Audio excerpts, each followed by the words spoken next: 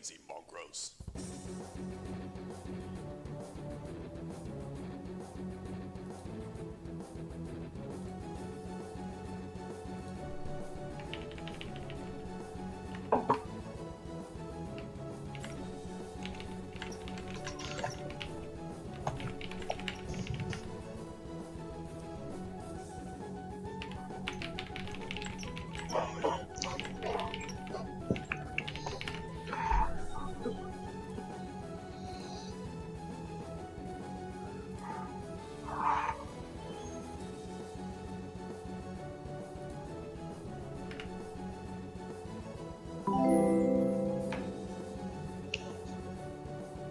Hey, Mamba, how you doing?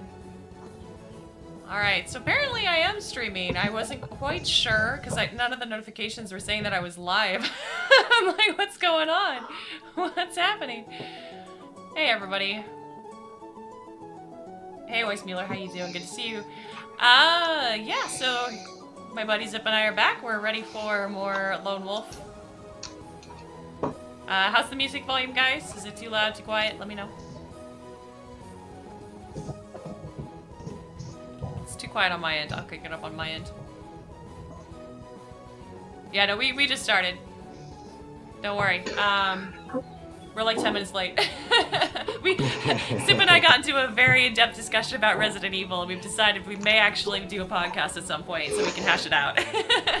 Yeah, it's great because me and Morgan come from completely different backgrounds in that game. I started back in RE2, and I think you started in 5? Yeah, that was well, no, 4. 4 was the first one I 4. attempted to play and hated, and then I did 5 and 6. So I'm like the second, the newer generation of people into Resident Evil. Nice. Yeah, so we come from totally different understandings of what makes a game, and it's led to some really interesting discussion. So Right. we'd love to share that sometime. Since that's usually what we do for the first hour before we log in here. And Right, we're like, right. It's 11:10. We should probably get playing. Oh, yeah, that thing that we were supposed to be doing. Also, you know, we in our infinite free time and, you know, 4 other projects that we have going, we'll find some time to do this too. Good Lord. That's so us, though. That It is us. You know what? I We- feel that everybody I know who ended up going to grad school cannot help but have 10 projects going at every moment. Like, everyone I know who's graduated from grad school is like, oh yeah, I'm like doing 5 part-time jobs and like, you know, I'm working this. I'm learning how to do sign language and to paint watercolors, and you're just like, what? Well, you know, I think it's that I know for myself, and maybe I speak for you too, but I don't want to be defined by just one thing. I think I have so many interests that to limit myself to one just feels, I don't know, I could get more out of life than that. So I'm going to post, Mamba, since you mentioned what your favorite is, I just ranked the games. So you can read my stuff and see if you agree. I'll delete it because we can't do links. I'll do them on the... Mamba should be able to give you access to that. Oh, okay, Like cool. temp posting access. Well, if he does, then I will post that. If he knows how. But- I actually don't know how to do that. I'm embarrassed to admit I don't know how to give people temp access. I never like bothered to look that up. Well, I can also, yeah. Here, I can post it. Okay, you post it. I have You like post it. override capabilities there. Okay, there we go. Oh, it's 122 permit. seconds. Okay. Yeah, I've been permitted for 122 seconds. Quick, I have abuse the powers. power. All right, post all of my links. Right. All right. Here's my favorite YouTube videos. Oh God. So I think if everybody's ready and the music volume is not drowning us out, I heard it's what, pirate death metal today? Is that the thing? The first song was, now we're like Mild Flower is the title of this one. Mild. I like that. Death metal and mild flower. It's all in one Good. album, so it's a very interesting mix. God, that's a hell of an album. Flower agree. and death metal. All right. Well, I think we'll go ahead and get started. I wanted to lead today to talk to you and the fans, but you directly, Lone Wolf, to tell you what happens if you fail. And I bring this up because I want you to know that the fate of the world is literally in your hands in these books. So a lot of people have wondered if you die, if Lone Wolf doesn't make it, then what happens? How do we keep playing the game books? And my answer to that is we will continue, but the world will have changed because the bad guys will have won. So the situation in the next game book will be roughly the same as Joe set it out, but with an overriding difference that the world has changed. So for instance, when we ended last time, you had finally collected the Summer Sword, the sword. You keep doing that sword. Well, that's how it's said. It's the Summer Sword. I will put it up here. Summer Sword, which. Are you sure that's not a typo? No, unless it was a typo for 20 years.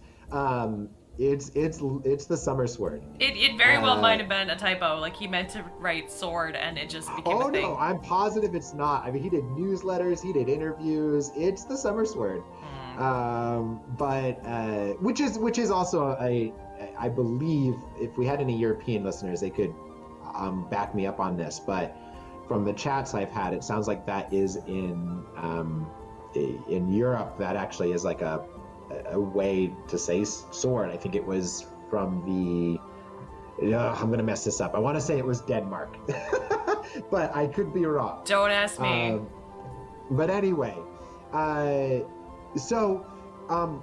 whether Weissmuller is talking about it's hard to see how books 6 through 10 could be done by a non-Kai. Yeah, I have my ways, but for instance, if you fail here, Lone Wolf, if you fail to break the siege at Holmgard today in our playthrough, or you fall in battle, the Dark Lords will roll over Summerland and they will take it over.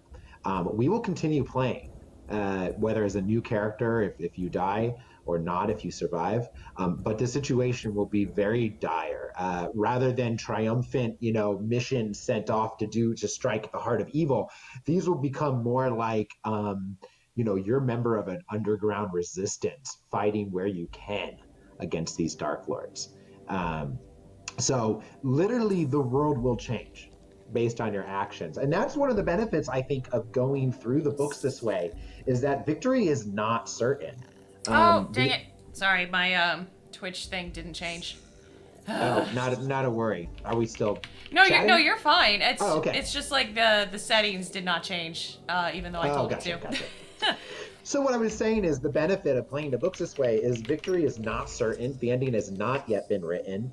And so, I don't know what's going to happen, and I'm not going to try to, save it or change the dice rolls just to make it, to fit it into the, what should happen. So the cool thing is we could end up playing through some very different overworld scenarios based on what happens. But also, if you do achieve victory today, then know that it's your victory. I mean, you have achieved it, because I'm not messing with the dice rolls or toning things down to make it so that you get through. Quick question. Are we in book 3 yet? No, we are not in book 3 yet. This is book 2, Flight from the Dark. Okay. It's a little bit longer than the other books because it is a little bit more linear, so you end up going through more of the sections rather than like book 1, where a good half of the book you don't get to see, depending on what course you take. So, okay. With that said, troll metal. It's troll metal now. So yeah, I'm not hearing music because I'm just in the chat, but we'll see. Yeah, did I say Flight from the Dark? I meant to say Fire on the Water. Fire on the Water is book 2. So we're going to start with where we left off last time. Was you had just grabbed the Sword of the Sun, the Summer Sword. And what we described last time was how you pulled it out of the stone, you held it up, and sunlight burst upon it, covered your body. This is what Lord Axum and King Alan see. They see all of that. What happens from your perspective is a little different, and we're going to go back and play that right now. So the minute that you rip free the sword, there is a powerful psychic pulse that with your sixth sense you sense just explode out from this room, and you are ripped out of your body, and you find yourself floating above the city of Hammerdall, looking down upon the ring of mountains, seeing the tower where a beam of sun is shining down on it. You're pulling away from that, and suddenly your consciousness is going out through the realm, and you are feeling lots of different creatures react to your presence. Some as tiny as birds taking off out of a tree, some as major as you're transported to the front of the cave of Tarnalin, where Rygar is trying to fight off 6 Helghast, and they are tearing him down, and one closes its hands around his throat and squeezes until you feel the life pour out of Rygar. At the same time, all the Helghast suddenly look up into the skies. They can see your presence floating there, and you sense that they've all been made aware of the drawing of the Summer Sword. So this your mind is pulled in multiple directions, but you feel a consistent tug coming at it back in the direction of Holmgard and your home of Summerland, and you're unable to resist it. And presently, you find yourself pulled into down outside the walls of Holmgard, and you're in a massive pavilion, like a tent that's been set up. And kind of crouched in a corner of this tent, making loud crunching noises as it feeds hunks of meat to a mouth in the middle of its abdomen, is a 10 or 12 foot tall creature. Its skin is black, covered in spikes and spines. Its head is monstrous, like that of some kind of deformed crocodile or alligator. And of course, it's got this maw in the middle of its abdomen, which is crunching on meat and bones. And this presence notices you. And it turns and sees where you are kind of psychically standing in its tent. And it says, "Caelords, you have drawn the sword then. My minions have failed me."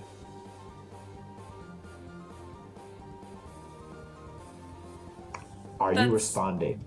That's cool. That's phone. No, quiet.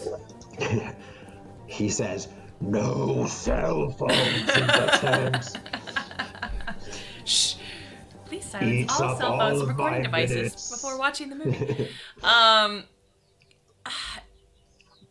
I feel like this poor little 16-year-old girl is exhausted and stressed out and has been through a lot in the last couple of days, and she's just like, "Oh goody, like this is awesome. This is cool. All right." So you're not saying anything. You're just kind of like standing there. She's gonna just kind of point at him and say, "I'm coming for you," maybe. And the creature, which you know is a Dark Lord, hisses just deeply and says, "Coming for me? You're coming for Archlord Zagarna? Archlords will show you that there will be nothing left of your country when you return. We strike today before you ever make it back. My minions will surround Hamadol. They will tear you down. You will never leave Durinur alive." And then he gets up, all 12 feet of him, and he starts to rush towards you. And you feel a hand suddenly on yours. Okay. She'll look down at Whose hand is touching her? Yeah, you turn and you're staring into the face of your brother, Jen. Known as the Kai Lord Ghost Bear. And he says, we must flee now, Lord Wolf. Come, follow me. And he starts pulling you out of the tent. All right. I will not resist. Are you saying anything to him?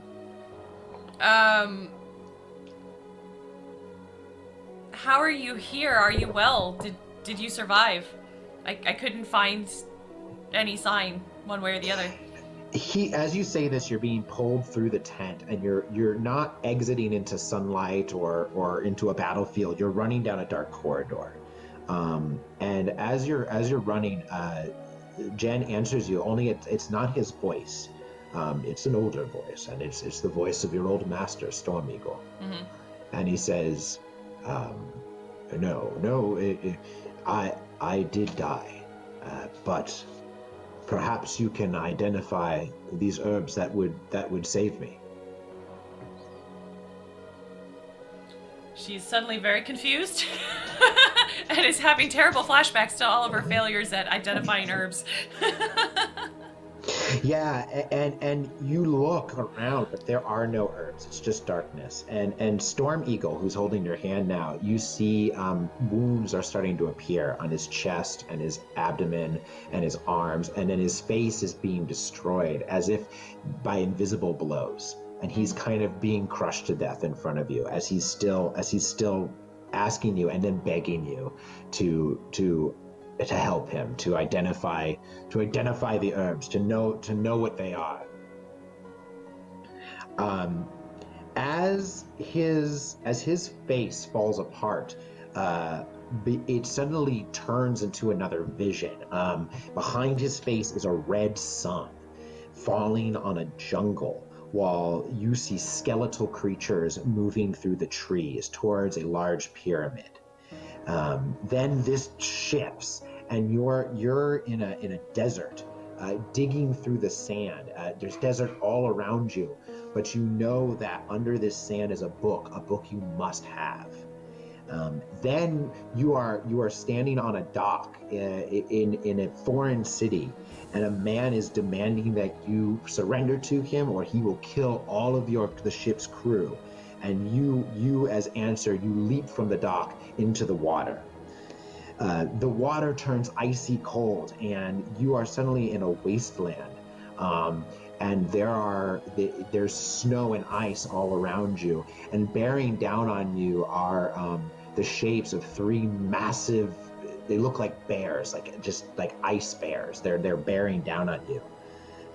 You throw up your hands to ward them off, and then you are falling into a black pit, while a horrible insect-looking creature pursues you and keeps saying, "Now the power of the sun has been extinguished."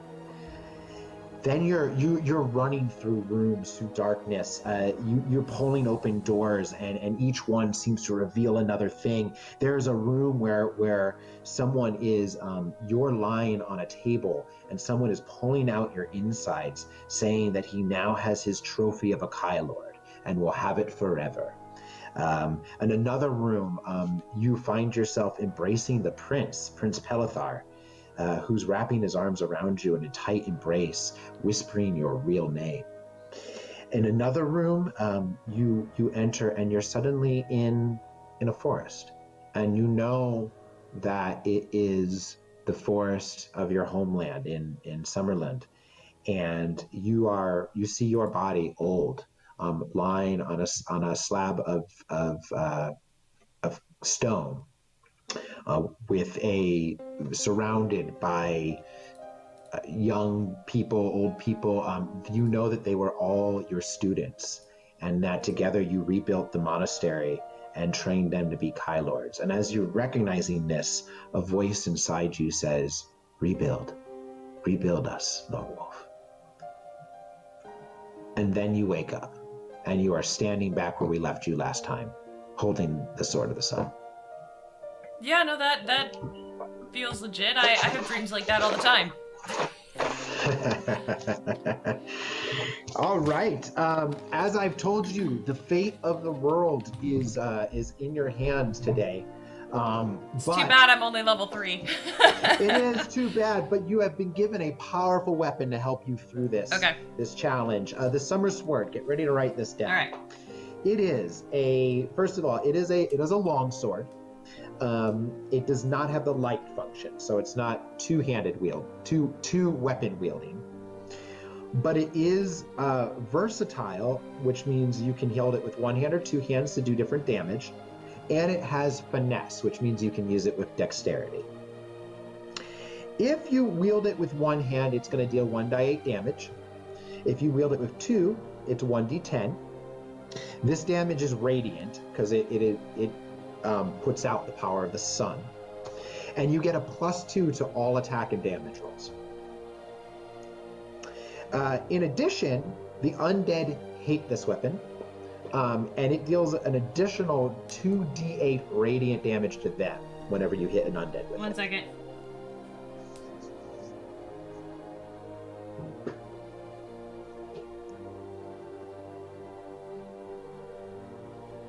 It does an additional 1d what?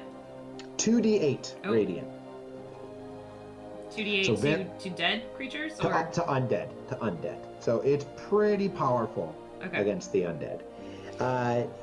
Couple other little things about it. One, it shines light by feet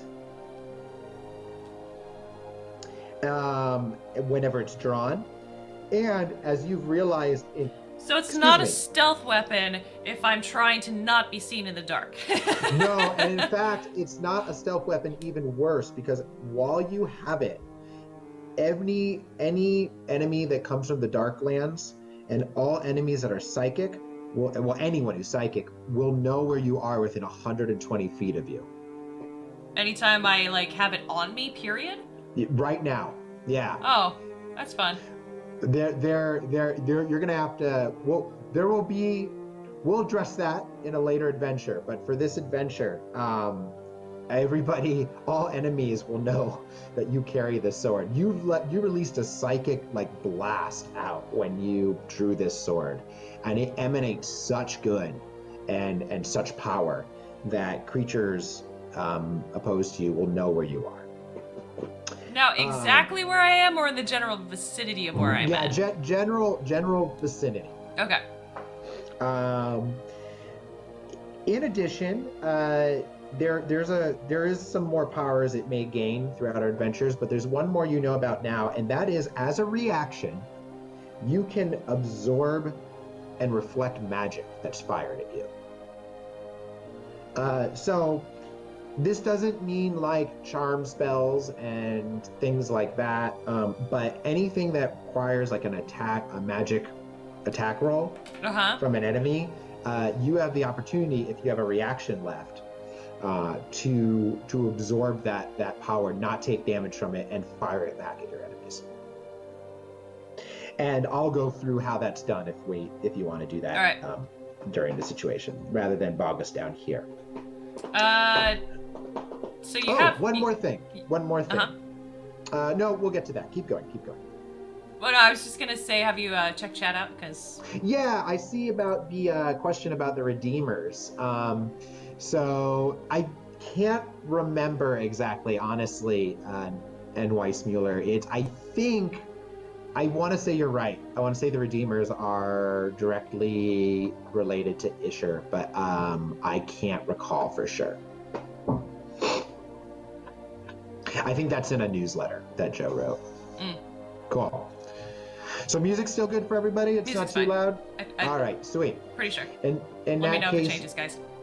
In that case, we will push forward here. So you realize now that you hold the only powered Magnamon that can save your people and destroy a Dark Lord. For this reason, the Dark Lords are bent on thwarting your quest, and you worry about what Archlord Zagarna told you about now pushing to you knowing that you've drawn the sword. You know they're now going to make every effort to either to stop you from reaching your homeland or destroy your homeland before you get there.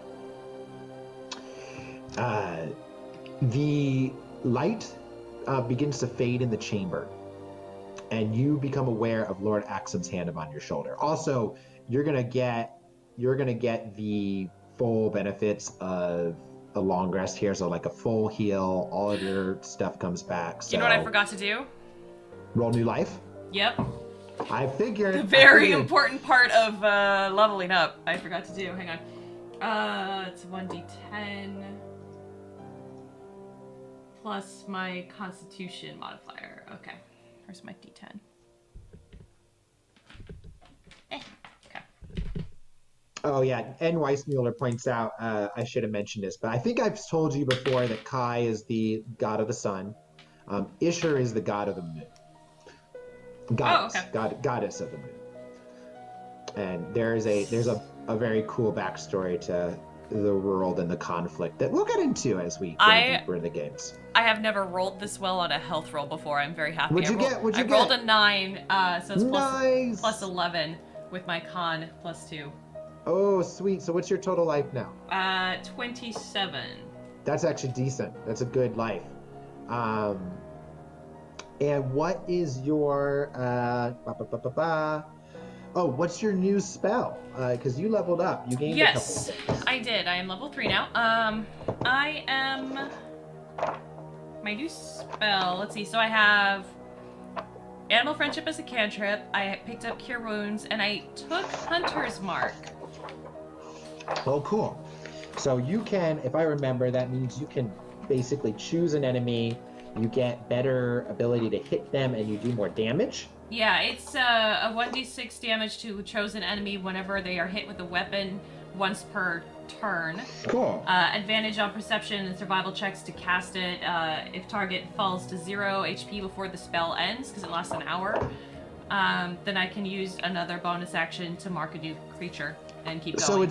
So it's your version of the Warlock's Hex. Exactly. Yes. Exactly. And I figured since I'm soloing it, this would be very good for melee. And don't forget two things. One, it's a concentration spell. Yes. You'll want to mark like a C next to it, so you remember that. And then two, and for those who don't know, concentration spells, if you get hit while you have them, you can lose your concentration. Also, it's a way of limiting how powerful spellcasters are, because you can only use one concentration spell at a time. Yeah. So you can't have a million buffs going on in D&D 5, which is cool. Elegant way of controlling that. The other thing is it's a bonus action, so you can use this and attack on your turn, which is nice. And I think your psychic is a free action, so you can still use all that. No, that's a guaranteed. Cool. As long as they're not immune.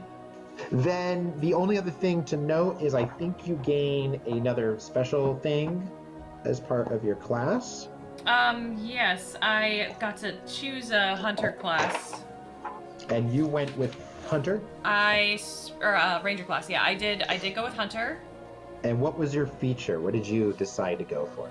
I also have primeval awareness now, which means that I can communicate with beasts and they are no longer really afraid of me as long as I haven't attacked them recently.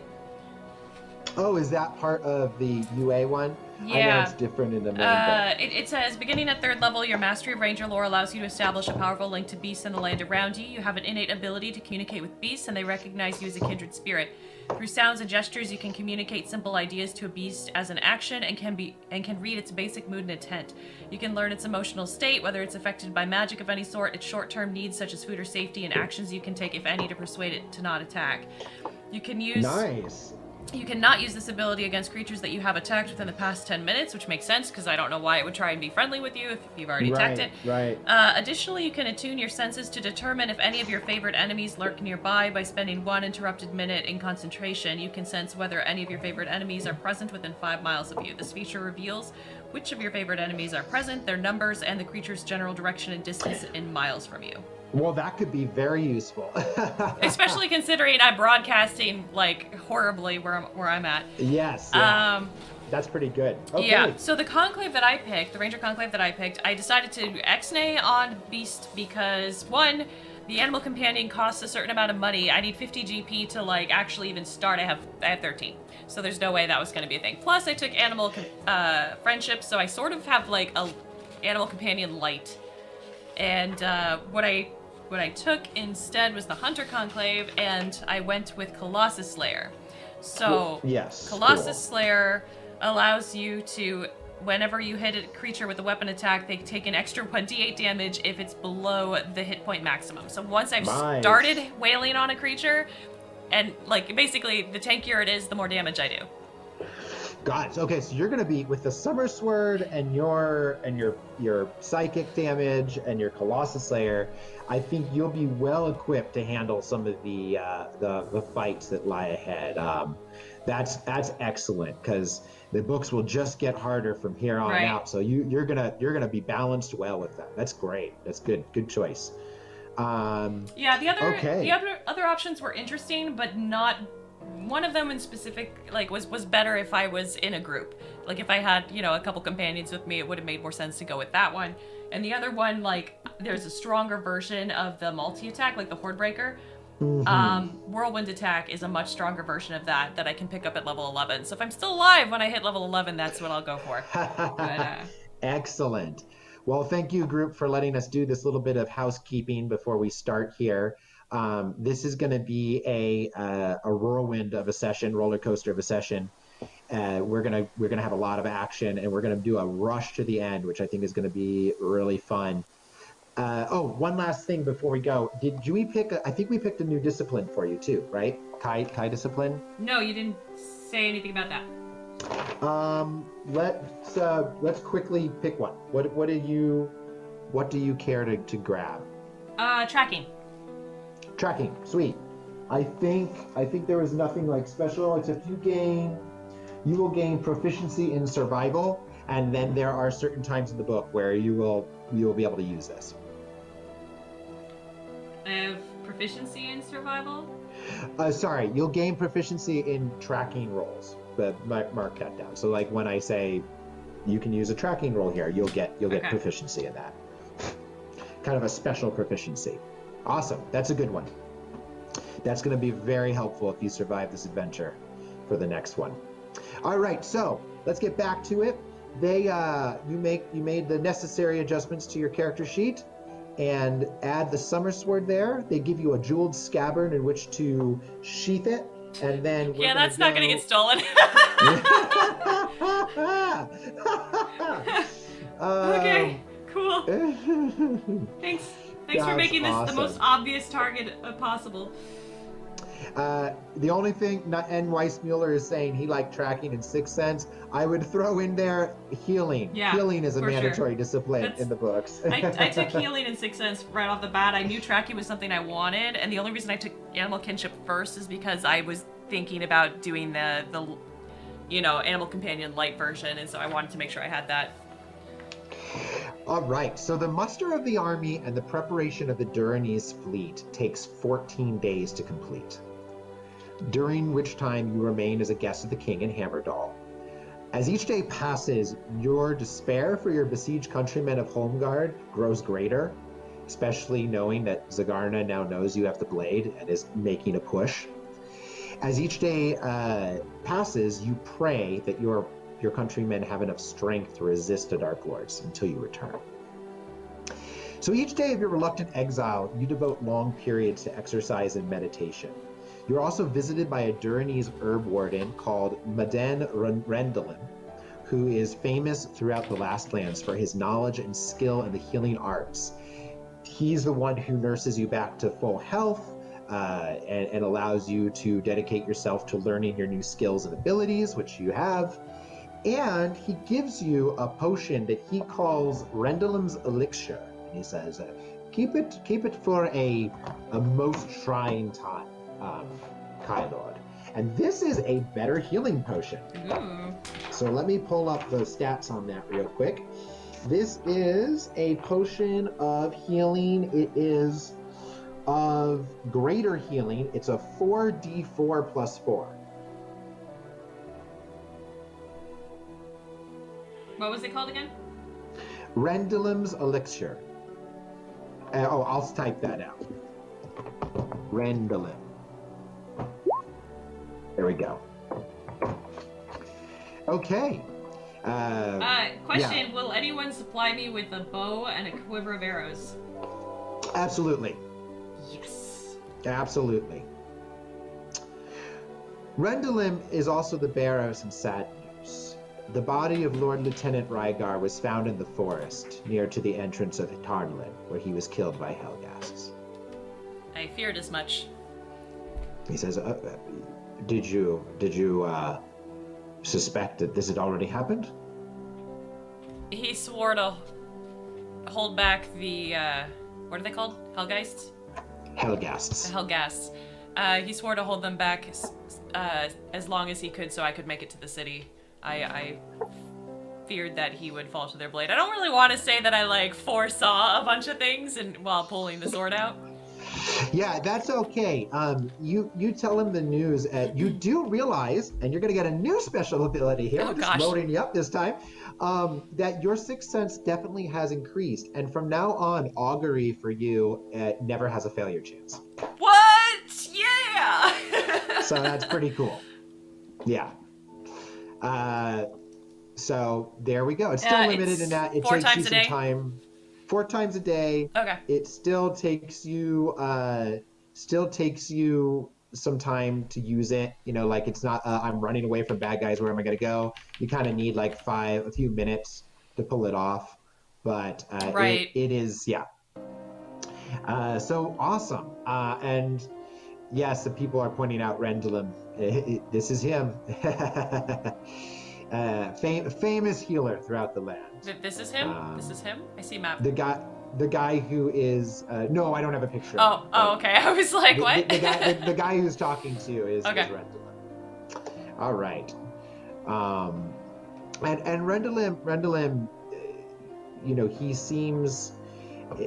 seems like not just good with his skills of healing, but he seems to have a kindly spirit.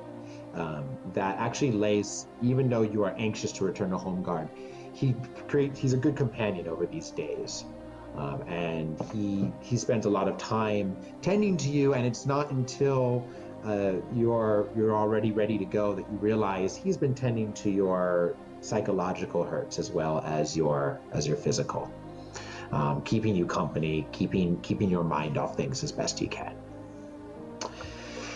That said, it is early in the morning of the 33rd day of your quest when you ride into Port Bax with Lord Axum at your side. The preparations for war have been completed. You were not hampered on your way back through Tarnlin, and you've heard reports that all the Helghast have withdrawn from the battlefield, moving nobody knows where. Whether taking disguise again or heading back to join the front in Summerlin, you are not sure. You take the news uneasily, though. You heavily expected an attack, and when nothing comes, it's almost like, what are they waiting for? Right.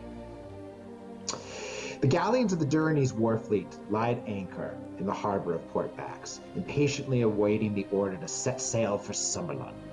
On board each ship are many brave soldiers from the Mountain Kingdom, a tough army of skilled warriors eager to face the Dark Lords in battle and join their brethren in Summerlin. Each man has sworn to avenge their besieged allies or die in the attempt. You are to sail back to Homeguard aboard the flagship Duriner, kind of aptly named. Yeah, I was like, that sounds familiar. that's on the money there.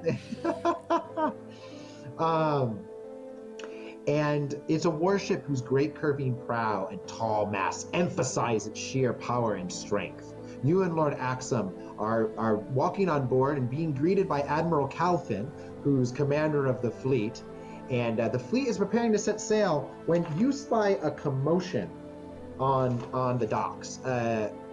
It looks like there's somebody trying to fight his way through to get on ships, and there's guards that are holding him back. And he's saying, I must get on board that ship. You don't understand. I have to get on that ship. Is it Tyrion?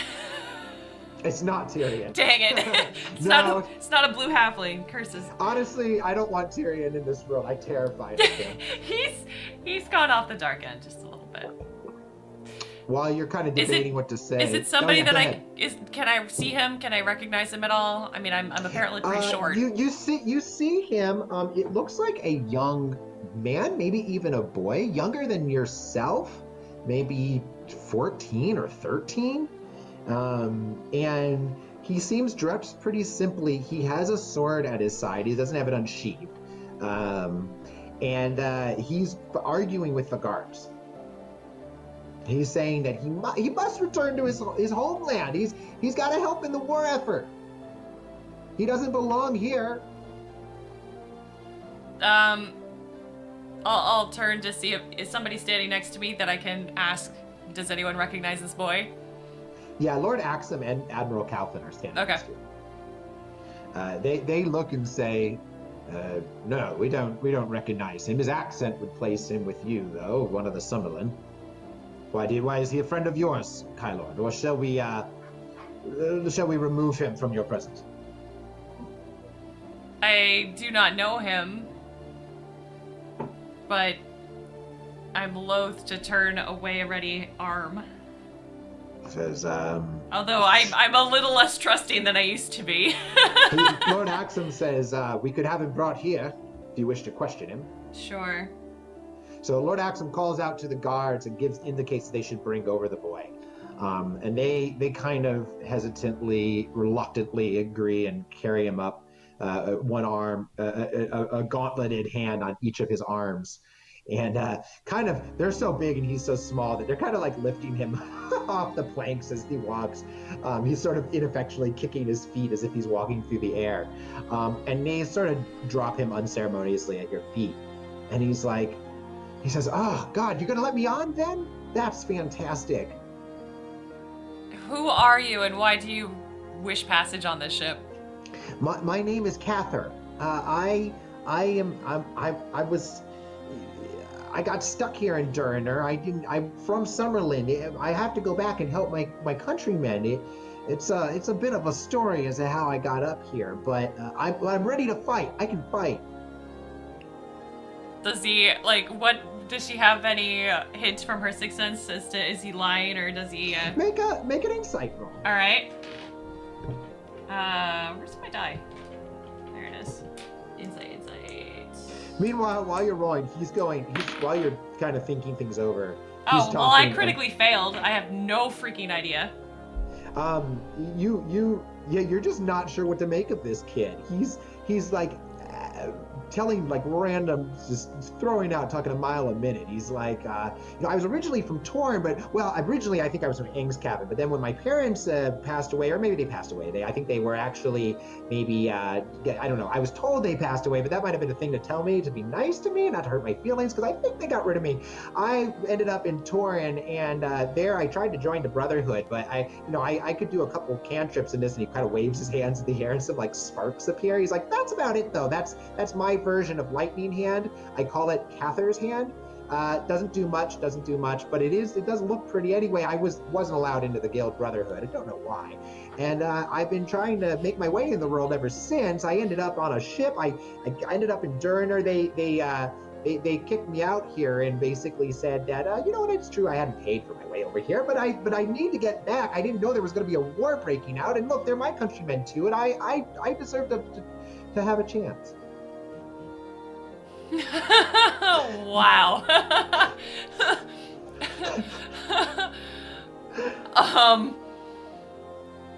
All right. She's a little like overwhelmed at this kid that's just constantly talking.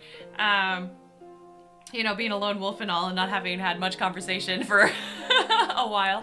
Yeah, Lord Axum and Admiral Calvin are kind of looking askance at you, trying to. They're going to follow your lead on this. Okay. You do realize that we're heading towards great danger, yes, and that you would be safer here. Can you actually use that sword that you have on your hip? And he stands back and draws the sword with a wild flourish, almost cutting like your face. And he's like, and Lord Axum and Calvin like reach for the weapons. The guards are grabbing his arms again. He's like, no, of course I can. That's why I have it. He's like, it's not that I had formal training per se, but listen, if you let me go with you, who are you anyways? My name's Cather. I think I already said that. Did you say your name? Anyways, it's good to meet you, whoever you are. Pleased. You look very much like I love the green cloak. Looks great. That is a shiny scabbard. Yeah, listen, let me come with you, and whatever your name is, my lady, my sword is yours.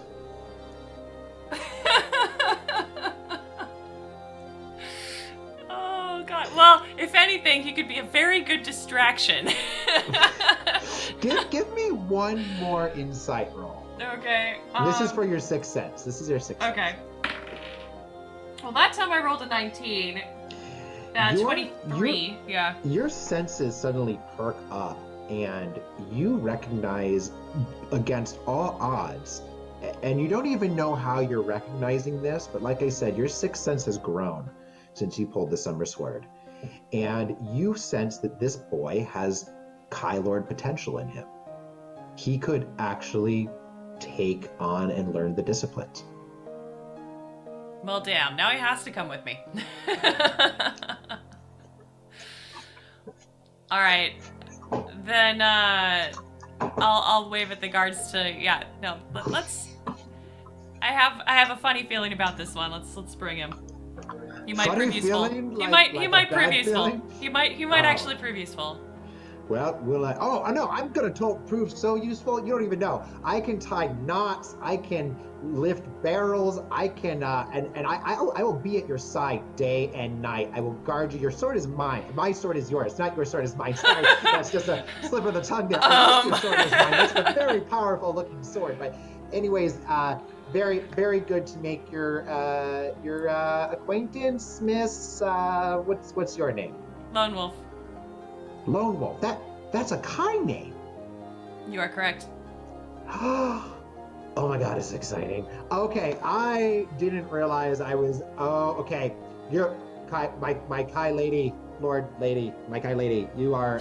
I'm so happy that this is. She's got a fan. My sword is yours. All right. So after this event. It takes about an hour, and you guys are off. The harbor is far behind you. The domes of Port Bax are now merely dots on the horizon.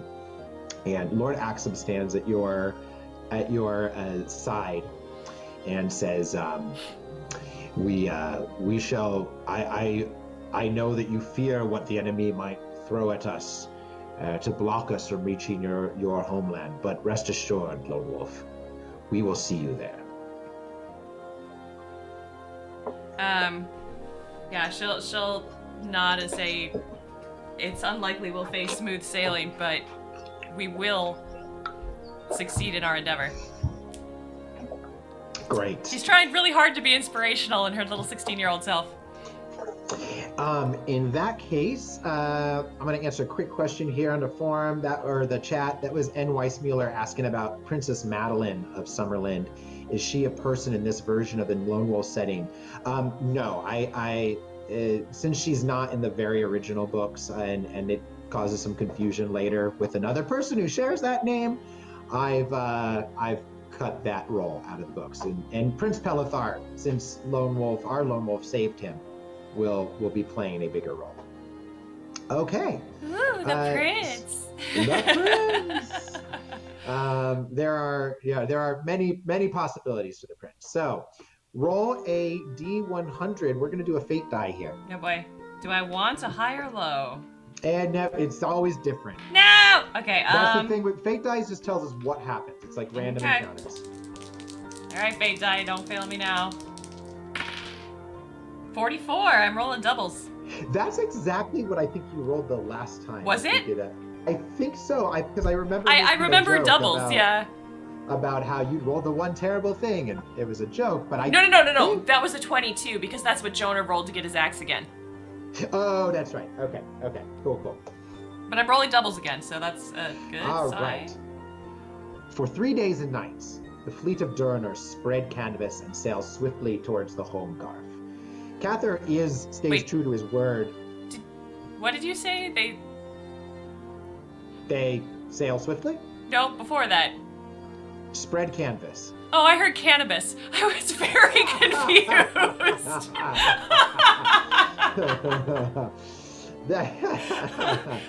Oh, man. Everyone got really high that one first day. Everybody gets high, and you guys get. Lord Axum is like, stop worrying. Just be happy. Be happy. Yeah. For 3 days. Morale is great. Cather turns out to be a bit of a seller. No, so the fleet of Durner spreads its canvas and sails swiftly towards the home guard. That makes much more sense. All right. What's our music doing? We got some good sailing music? Well, it's quiet, good background music. Okay, so it's not death troll metal anymore? No. But although the voyage is fast, each ship in the fleet is cursed by misfortune. Aww. Sails tear, ropes mysteriously untie themselves, and timbers warp and leak. The weed goes bad. The men become short-tempered in the cramped quarters, and there's fighting, often to the death, commonplace amongst the sailors and the warriors. By the third night of the voyage, despite his earlier words, Lord Axum is close to despair. You find him drinking in the captain's quarters one night, where the three of you are sitting, and he says, "Never have I suffered such a wretched journey. No enemy has been sighted, no battle fought, yet half my men are either ill or wounded. We've lost 2 of our finest ships. We've been jinxed by an evil moon. How I pray that it would wane, for even if we are to arrive in Homeguard this very night, I fear we are now too weak to break the siege."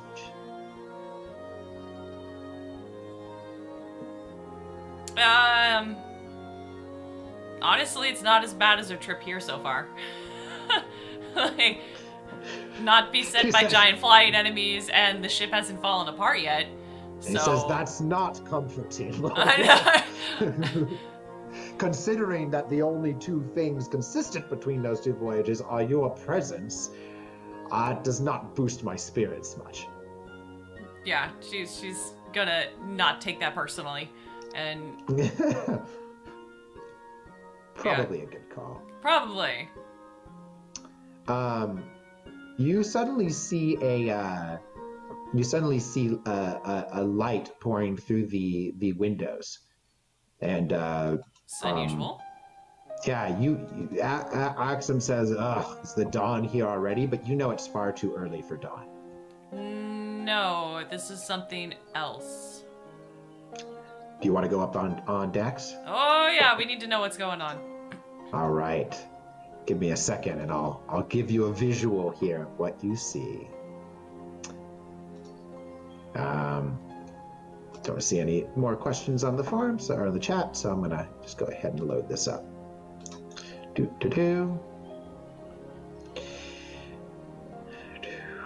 Okay, get ready for resizing.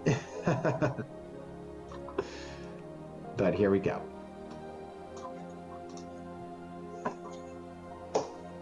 Ooh. All right, so a veil of sea fog has rolled across the still ocean from the broken spine of land known as the Curlunden Isles. This is very close to, this is actually right outside where you were attacked on your first journey. Oh, goody. By the Cran and the Zlan Beast, and you were knocked out by a Dracarum warrior. Yep. The mist, though, makes these islands and spires strange dark shapes. And also some of the shapes seem to be moving forward, and you realize they are not part of the island. They are the distinct outlines of ships. And the ships have lanterns hanging off of them, which glow a sickly kind of orange. It's an unnatural light, and it's that which was pouring through the window hole in the captain's quarters. The admiral sees them, and immediately the cry goes up, "Prepare for battle!" And you hear the cry taken up amongst the many decks of the Duranese fleets. "All hands on deck!" As the black ships approach through the fog, a horrific sight befalls you.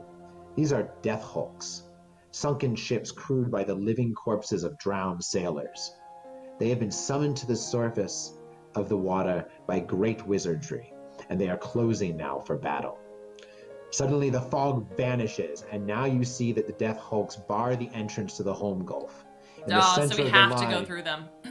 have to go through them. Mm-hmm. In the center of the line is their sinister flagship. Swiftly it sails towards you, a huge ram protruding from its black prow. This prow, or this ram, rips its way through the hull of the Duriner. And you hear the Admiral's last desperate order: abandon ship! Make a deck save. Okay. This is to keep your feet. I can't remember. Do I have advantage on deck saves? It was on something. You never have advantage on saves. On initiative, you will. It was Never on initiatives. saves. Yeah. Unless I gave it to you as a special. I'm checking my list real quick. Excuse me, leaning over here. Right. Unless all I the gave it bonus to you notes. yeah, like one of your, like maybe hunting or something. But I don't think so. I mean, difficult terrain doesn't slow me or my grips travel, but I don't think I have. I don't see. I know you gained athletics and acrobatics from hunting. Yeah. I don't know. You don't have advantage on saves. Go ahead and make your roll, though. Sorry, what was it again? Dex? Dex save, yes. We're gonna see if you're knocked overboard. I rolled a 15. That's a 20 with my +5. So. Oh wow, you're +5. That's nice. Yeah, with my savings throw on Dex. Oh, because you have proficiency in Dex saves. Okay, nice.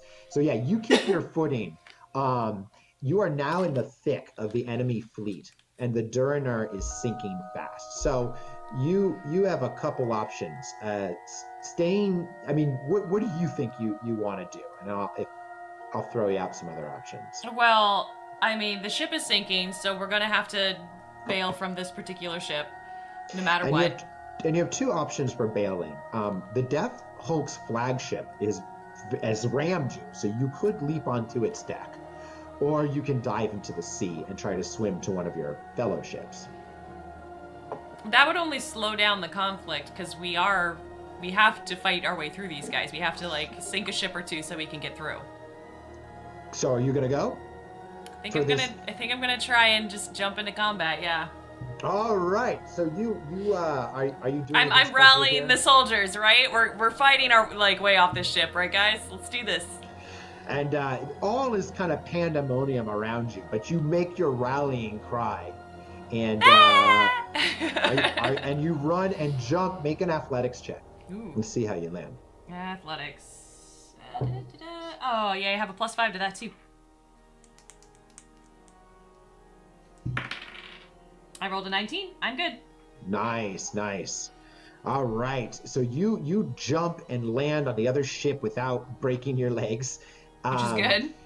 And you get to your feet, and then suddenly you hear a "Hey!" behind you, and you turn to see Cather leaping off the ship with his sword drawn, and he lands right next to you, and his added weight breaks the rotting timbers of this ship, and the two of you crash straight through into the hold below.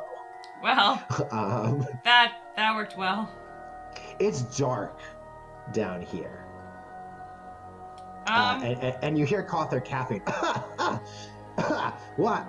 That was unexpected, but good cry. I'm really glad you gave that cry. It was that was inspiring. I'm glad it worked for somebody. I don't think anybody else followed us, but I'm here. I'm here. All right, good. Don't hit me with your sword, and we'll be fine. Do you smell something? It smells. What is that? Probably death. So she's gonna draw her summer sword, and because that has a light that it casts, so you draw the summer sword, and in its light, you see surrounding you, pressing close, 4 ghastly undead. All right. They look like soldiers or sailors whose body, they're wearing no clothes. Clothes have long ago rotted off these things, and they're swollen with bellies filled with water. And they stagger towards you out of the gloom, their twisted hands extended towards your throat. Game on. All right. Cather's finding his own group nearby. Let's roll some initiatives here. Okay. Oh, There's this some is good very fighting quiet music music. Let's swap that out. It's like very sweet piano music. The zombies Yeah, are let's fix that. coming. Yeah, pretty much. They love you. All right. Well, as befits zombies, they're pretty slow. Okay. I'm gonna go grab I forgot my monsters manual. I'll be right back. Hey, Zip, remind me what I add for my initiative again. I got confused. It is your well, you get advantage on initiative rolls. Yeah, I rolled double 11s. It's whatever your dex is. So okay, your dex so 14. mod. Yeah. Okay, 14. And we have. I'm just gonna write that down so I stop having to ask. You're going first, and then Cather's gonna go, and he's facing off against 2 more zombies. Okay. And then there's the zombies themselves. So there's 6 of them, but 4 of them are facing you. Okay, so I'll go after whatever's closest, and I'm wielding the summer sword in one hand because I have my shield in the other because I still. Okay, yeah, that's fine. So you have shield and summer sword, so it'll do D8 of damage plus 2d8 on these guys. They also are immune to your mind blast because they have no minds. They have no minds. Yeah, that makes sense. They're just undead. So it's the 1d8 and then plus. Oh, hang on. Yeah. Let me turn this on. Cather's presses his back to yours so that you can't become flanked, and he's trying to fight off these guys. Well, you can become flanked from one direction, but it's harder. It's harder. Okay. All right. So Okay. why don't you make your first roll? There are four close enough that you can strike out of them. How is a 16? Oh, that totally hits. Okay. Then yeah, let's go after whichever one is closest or makes the most sense. It's a 1d8 plus 2 to attack and damage. Oh, I hit. Where's my d8? Okay.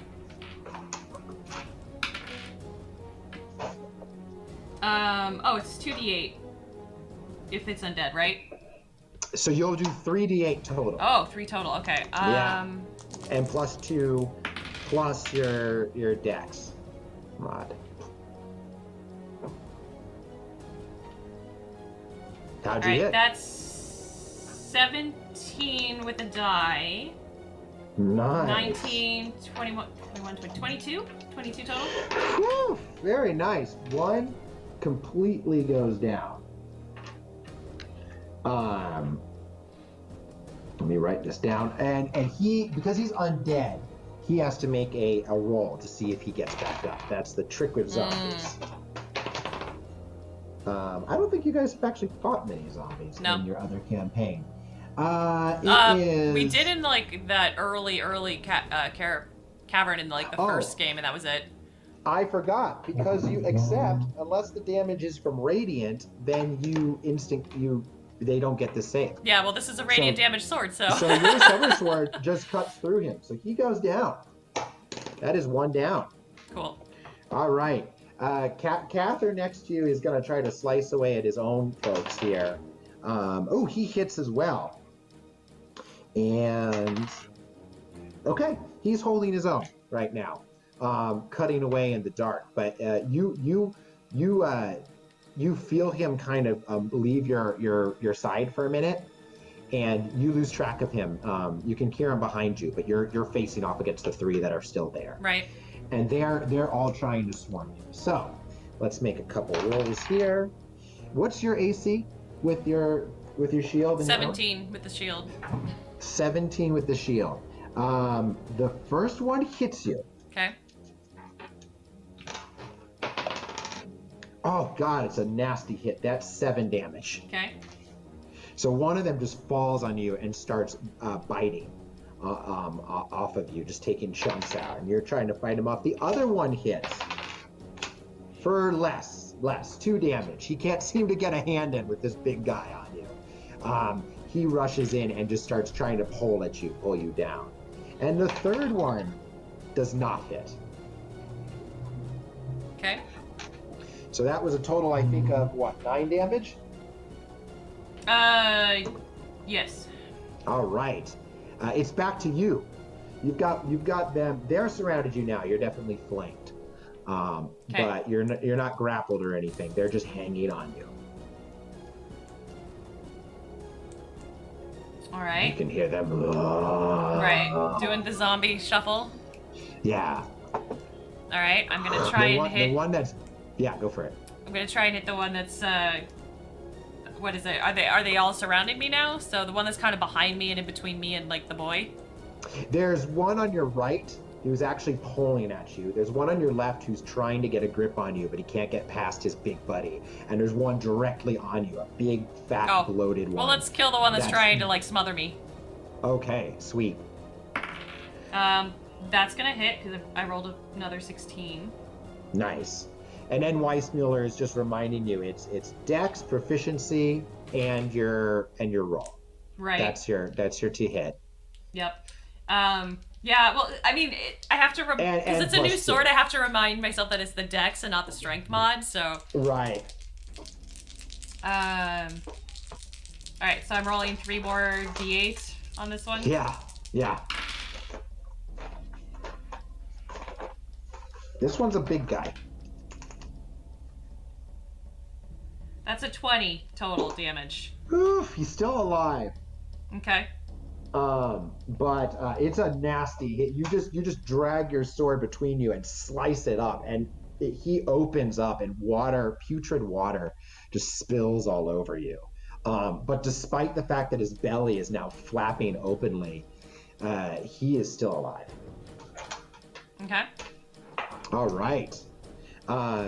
Let's make some rolls for Cather here. Did you count the +5 magical bonus in Dex? Yes, I did. So, for damage? Mm-hmm. Sweet. In that case, let's see what they get. There's only 3 of them left. The big one is rushing at you, but he's off balance because of what you did to him. And you take a step back, bumping once again into Cather. The one of the other zombies just kind of falls over. It looks like he steps, and it is the flesh on his leg actually collapses underneath him. Okay. And then the last one sort of just stands there swiping ineffectually at the air. You don't get hit by any of these. Nice. Okay. So I'm going to this round. I gotta duck under the table to grab my die. Okay. I'm gonna cast Hunter's Mark as a bonus action on the injured guy. Oh, that was way more difficult than I thought it would be. Yeah, that involves some grunting, and we're getting old, man. And I lost my hat somewhere. So anyway, so you strike this dude, or with Hunter's Mark. Which one? The big guy or the? Okay. Well, the Hunter's Mark works on if they're already. Damaged. That's right. No, Hunter's Mark works on anyone. It's a bonus action. Oh, you have your Colossal I have Slayer, the Colossus Slayer that I want to hit with them too. I'm gonna get them both out there and just see how much damage I can chain. Nice. Okay, let's do it. So I guess I'll try. Yeah. Let's hit him. He's pretty hurt, as you know, because you cut him open. Okay. Well then hold off on the Hunter's Mark quite yet, because I can bonus cast that after. Sweet. Okay. If yeah. I mean, you can still cast it on another one right now. Yeah, but it's not a guarantee. Is it just a straight up one? Hang on. I have to hit them with it though, so I only have the one action. Well, it's a bonus action to cast the spell. Yeah, but and you just mark any creature you see if in range. Yeah, but I don't really want to. If this guy's looking really bad, I don't want to waste it on this guy and then take a hit and lose my concentration. Yeah, sure. So I'll wait till next round to cast it then, I guess. Okay. Fair. So make your slice on this guy. I rolled a nat 20. Oh, I mean... He did? He did. I mean, yeah. Do you want to roll damage? No, it's fine. He did. Okay. Because that's like, what, 68? 68, yeah. Okay. +5. So you just rush forward and you complete what you started, digging the Sword of the Sun into him and pulling upwards until you literally cut him in half. And the sword blazes, briefly with the power of the sun as you do this, and you face the others. That's crazy. So one of them, they're just, yeah, they're. What's your AC? 17. 17. One of them just stumbles back as you hold up the sword, just like flailing madly at the air in front of him. The other one does hit you. Okay. He comes in from the back. You don't notice it and gets you for 4 more damage. Okay. Let's see how Cather's doing over here. Cather's still holding his own, actually. Yay! He's taking some damage, and you hear him cry out as he's hit, but he seems to be keeping them off of you. All right, it's your turn again. Okay.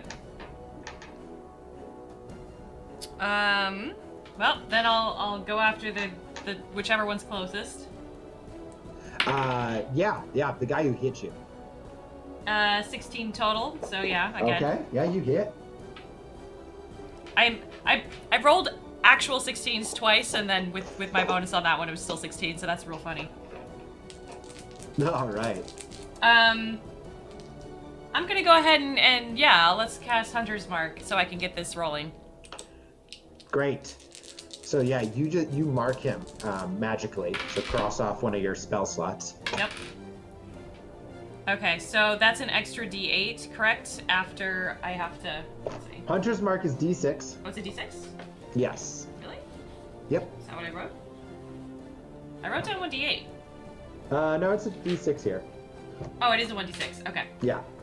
For some reason, I remembered a 1D8. All right, that works. Where's my... All right. So what'd you get? 23. 23 damage? Yeah. Beautiful. He's not dead yet. Hey, Rosie, how you doing? Thanks for the host. But similar to the last one, you just spin around, freeing yourself from his grip, and you slice off both of his arms as he comes. Now you're left with this sort of like shuffling, growling like teeth that is lurching at you in the dark. He quickly lurches. He barely misses you. He basically falls forward, trying to bite you, and you quickly sidestep out of the way into the arms of the other one, who's at your feet because he lost one of his legs, and he starts grabbing and biting at your ankle for 7 more damage. Ooh, I'm gonna have to heal. All right. You also at this point, let's see how Cather's doing. Ooh, you hear Cather suddenly yell out in like a help! Right. Get off me! With the guy who just fell past you, he lands and like pieces of him like bust up and explode on the floor like filled sacks of just seawater, and the smell here just becomes unbearable. Okay, so I'm down to 1 now? You've still got 2. The one on the floor is almost dead, and the one that fell at you, the one that's biting on your ankle, you haven't hit yet.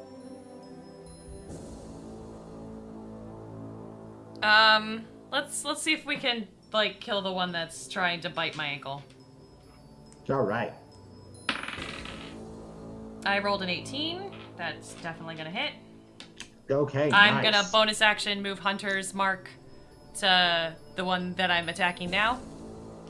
Okay. Oh wait, sweet. no, I have to, because I got hit, I have to roll yeah, make a concentration check, first of all. Yeah. And you can only move it after the target dies. Well, it died. Oh no, it didn't die. No, he's got just a little bit of life left. But make your con roll, your constitution. 17. That's fine. Yeah, you managed to hold your concentration. It's just gnawing on your ankle. So you still attacking the ankle biter? I mean, I'm less concerned about the zombie with no arms. Yeah. So, okay, just the 3d8. Where'd my other Oh, there it is. I blended in with the rest of them. All right, so that's 14, 16, 23 again. Yeah, you just pull your sword, flip it over so that it's like, well, you have your shield, but you have it in one hand, and you just drive it down, and through the zombie's head, and it kind of satisfyingly pops as you put this blade of sun through it. He's dead. He dead. The one on the floor, I'm going to give him disadvantage because he has no arms. Yeah. And he's trying to shuffling grossly at you like some kind of weird slug monster creature. Yeah. He does still hit. What? Yeah, I rolled a 15 and a 17, and then he gets his bonuses to that. Oh, can I bonus heal because I can't like do anything with moving the mark then? Healing I think takes an action. No, because isn't it a bonus action for cure wounds? No? No, that's a full action. Healing word is the one. Healing word. That's okay. Yeah. That's the other one. What's your life at? 7. You take 3 more. Ooh. You're down to 4.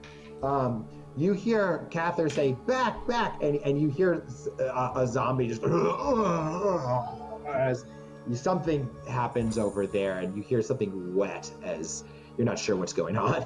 Right. It's your turn now. You can attack this guy or you can heal. Do I kill this guy so he just like leaves me the hell alone, and then I can take next round to heal and then go after the other ones? I mean, you're pretty sure as long as you hit him, he's gonna go down. Right. He's right. Pretty. That's what I was thinking. So I'm gonna go ahead and just try and shank this guy. 15 this time. That hits, and you're pretty much guaranteed to kill him. We don't even have to roll damage. I mean, unless I roll nothing but ones. Even ones. Nope, he's got two. He's got 2 life left. So he's down. He's down. The Summer Sword's damage alone, you just chop off the head at the neck, and it rolls away deeper into the darkness. You don't hear cries anymore coming from over by where you. But you hear the sound of something struggling. Okay. You going over there? I'm gonna heal and head over there. So let's cast my Cure Wounds. Okay. Where is it?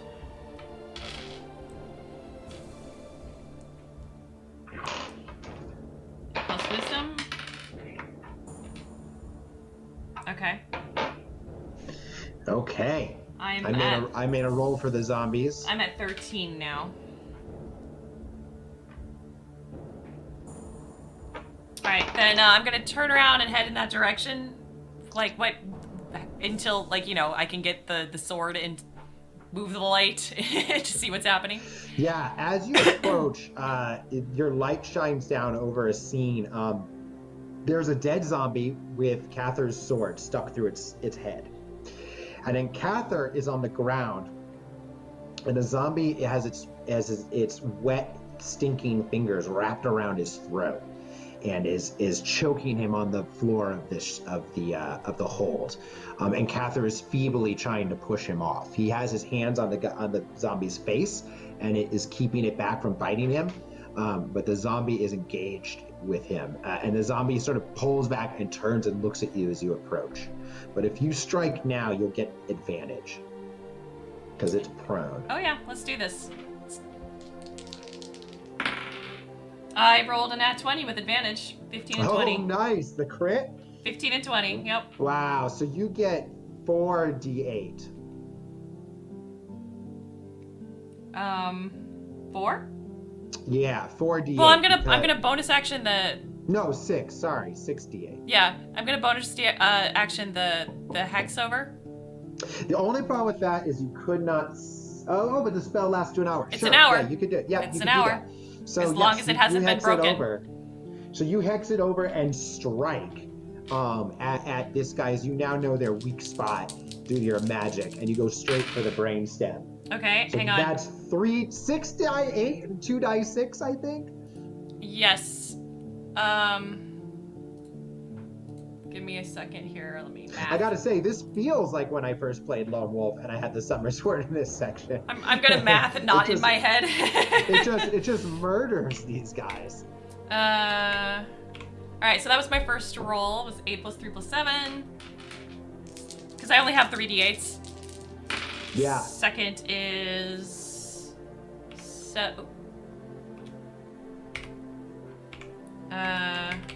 I'm gonna guess he's 29, dead. and then the hex is another 5. Did you roll twice for that? Oh no. It's like It's 6 and a 5, so... What, 40 damage? Yeah, he dead. Yeah, so you cut the head off, and then like just in case. Oh, plus the 5, right? You chop off the legs. Oh yeah, 45. That's right. And then you kick the body away, and Cather ends up covered in like zombie blood, and he's just sitting there like, wow, that was an experience, wasn't it? I guess that's one we'll be telling around a campfire someday, but maybe with less smells. Maybe not what we're eating. Are you still happy to have come along? The stench of this area is making you sick. All right. You're gonna have to make a con save. Okay. Con. Oh my god, are you shitting me? That is the third nat 20 I've rolled. Nice, you're okay. Holy You're crap. okay. You managed to choke back. Alright, I might have to retire that die and move to the next one. Okay. Save it for a big battle. Yeah. I'm putting that over there now. You buy yourself a moment if you want to. You have like if you want to use a more heal. Or Yeah, how's his health doing? Cather looks injured, maybe half health.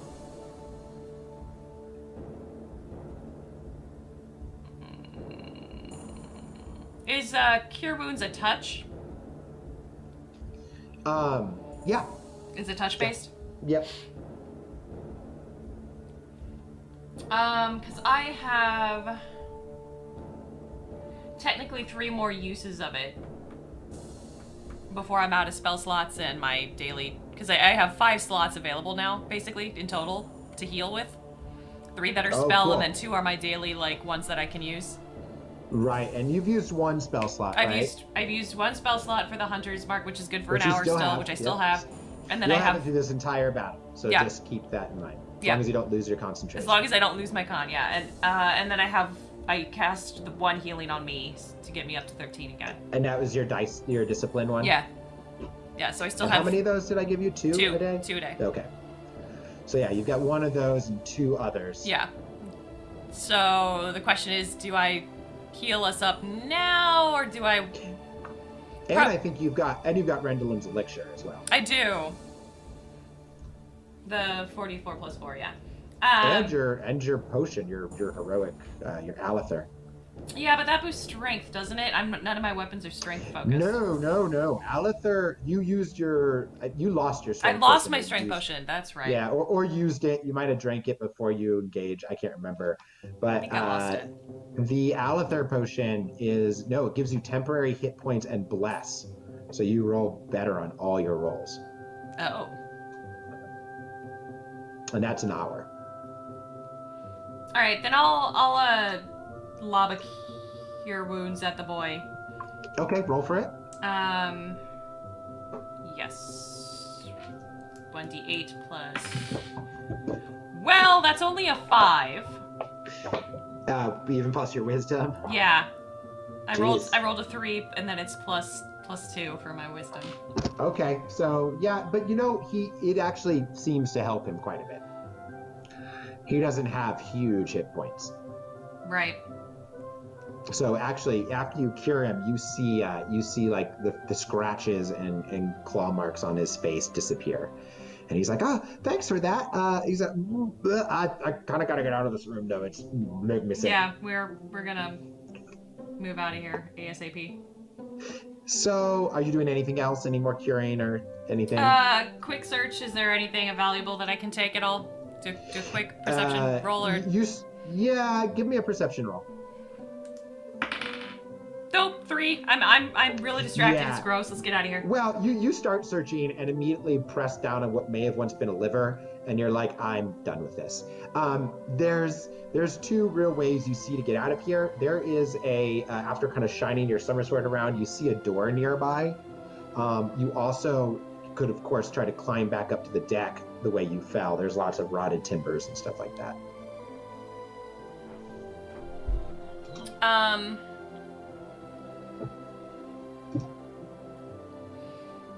I mean, the door should lead to stairs. In theory. They could also lead to death. It's good. I mean, I'm gonna go up and fight some combat anyway, so... So you're gonna bust through the door? Sure. They won't expect attack from below, right? Okay. So you, how are you going? Are you trying to stealth your way out, or are you? Yeah. Will the door busting open, your way or through? is it clearly? Can you what? Is the door will it open, or is it stuck? Yeah, you can open it. Sure. Let's. Actually, let me make a roll for that. It's a good question. Because I mean, it is a big old rotted ship, so. Yeah, it is stuck. See if you can make a athletics check to pull it. Well, yeah, we'll do just a strength check. Aww. Is it athletics? Athletics is more like feats of. Athletics is that's where my bonus is. it's like running, jumping, swimming. No, this is just. Nope, I'm not gonna be able to just. You failed it? Yep, I rolled a 3. Okay, so as you're trying to hook up this door, suddenly the door kicks open, smashing into you and knocking you backwards. Goody. This is going to give you some damage. That is 4 damage. Oh my god. Okay. And in rushes one of the Hellghasts. You recognize it instantly. Oh boy. It seems injured. There's arrows sticking out of it. Some of the arrows may have been on fire because there is fire burning in its skin still. But it seems to be ignoring this as it runs towards you, letting out a hideous cry. And Cather sort of is like, for Summerland! And rushes in to help you in the battle. Hellghasts, by the way, are undead. That's awesome. And also, I'm gonna need to heal again. Yeah. I don't know what you're at. 9. Oof. Yeah. That's rough. I'm gonna drink the potion. You'll have to do that on your turn now. Yeah, I know. So, go ahead and let's make some initiative rolls. Okay. It rolled really well. Yeah, I got a 15. It got a 22. Oh, well, yeah, there's no way. So, it's coming at you. Oh, let's see what Cather got. Yeah, Cather did not get great. Let's see. Okay. He does not. Let me just take a look here. I've got He has that. And he gets to make a single attack. So he's rushing at you here. Oof. He is gonna hit you. Mm-hmm.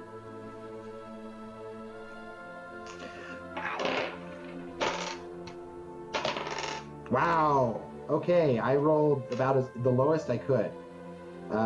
You have taken 6 damage. Uh-huh. All right. I'm looking real bad now. Okay.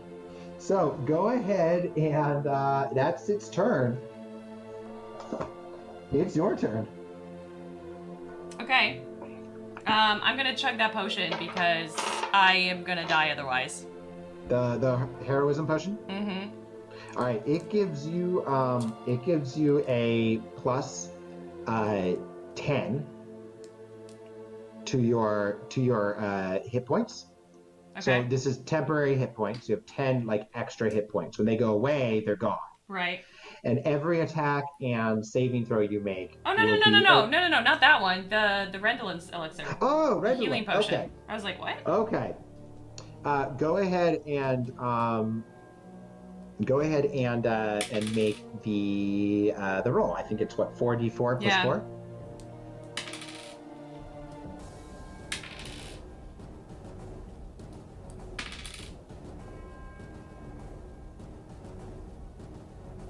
That was pretty good. That was 16. Nice. So I'm up to 19 now. Okay. I'm gonna bonus action move the hex to him. The Hunter's Mark to him.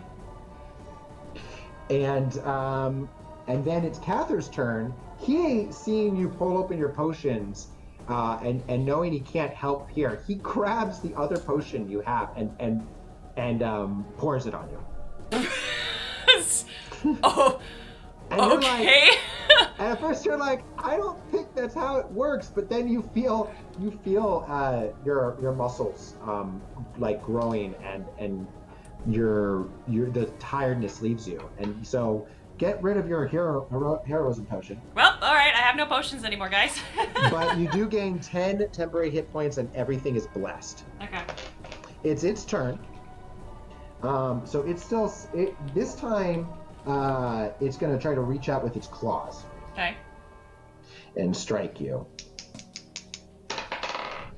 Oh, it rolled a 7. That's a no. So, it tries to grab you, and that's good because if it grabbed you with your claws, you might have been paralyzed.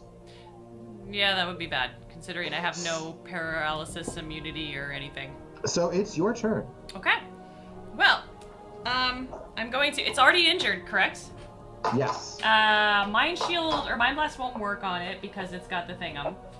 But I can use Colossus Slayer, and it counts as undead, so it gets. And is Colossus Slayer good against people only you have injured, or? No, just as long as they are below max HP. Okay, nice. Well, that's a 20 with my roll in total. Yep, you hit. So that's, let's see, 3d8, 4d8 total. Plus my hex that I moved onto him. And Weissmuller is asking what Bless Effect does. It's a D4 added to all attack rolls and all ability rolls. Maybe saves as well. I'd have to look on that. It's not ability rolls. It's saving throws and attack throws. Okay, so that was a 23 for the first hit. Oh, it dies in a single hit. Oh, sweet. Yeah. Or wait, no, sorry, 20, it's almost dead. It's almost dead. Okay, so it's looking real bad now. Yeah, but you didn't kill it quite. Okay, oh, no. Mueller reminded me I did not add the +5. Thank you. Why do I not remember that? So you stab it in, and at first it looks up at you still alive, and then suddenly flame as your sword of the sun like brightens, flame bursts out through its body, and it actually explodes on your blade in just a shower of flesh and black blood. And Kath is like, oh yeah, that was gross. This is a gross ship. I don't like this ship. It's gross. Agreed. Let's keep moving. Get out of here. Okay. So you make your way up a flight of stairs and onto the crowded deck. Fierce battle is raging all around you as the Duranese fleet is engulfed by the rush of ghostly death hulks. Suddenly, a flash of searing flame shoots from the tower of the rear of the ship you are on. So there's somebody up there casting magic or something. It explodes into the side of a Duranese warship less than 50 yards away. No, we're gonna go stop that shit. You watch with horror as soldiers leap from the deck, their clothes and hair in flames. And also your ship rocks back and forth, and you see Cather fall backwards and roll off the ship. Well, hopefully he knows how to swim. He's probably safer there. You turn to go towards the tower, and you start moving that way. Let me put a picture up here. We have another picture. This song's a little too quiet. Let's skip this one. Always never sure we're gonna get these songs. No. This is much better. This is action. Okay, let's see. Oh, there he is. Okay. Boop. Get rid of that. Throwing up a new one. Hold on. I'll grow it up if I can get it to load. There it is. Okay. Okay. Men on Fire. New hit documentary, Man on Fire. Yep. Sounds good. All right, so you guys, you're rushing towards the, rear of the ship. Two zombies kind of like move to block your passage, but you swing your summer sword and they back away. But then you hear a voice call out, Kylo! Is it the guy that I'm heading towards? No, that you're headed towards a tower. Okay. Somewhere across the deck, somebody's called out. I guess I'll cautiously look in that direction and see what's going on. Striding across the deck towards you, no longer wearing the uniform that he once did, is the still handsome, unmistakable figure of Durrier. Oh, fancy seeing you here. He's got a blade drawn, and he says, "I hoped that we would find you again." He says, Lord Vonatar has promised me quite the reward if I'm the one to take you down. You can spend your reward in hell, Durinir. He says, well, see, no, I don't really have a response to that. Just die. And he charges at you. Okay. Initiatives? Yes. He probably killed his jerk brother. Okay, so I rolled a 16, so 19. He got an 8, so he's going after you. Okay. So you guys rush for each other, but you get there first and make the first move. We're still within the hour. I can move the mark. Oh yeah. Moving the mark over. Is he injured at all? All right. No. Nope. He's pristine. All right. He's looking pretty good. Okay, so he's not undead, so I don't get to roll multiples of that. However, Mind Shield or Mind Blast, will that work on him?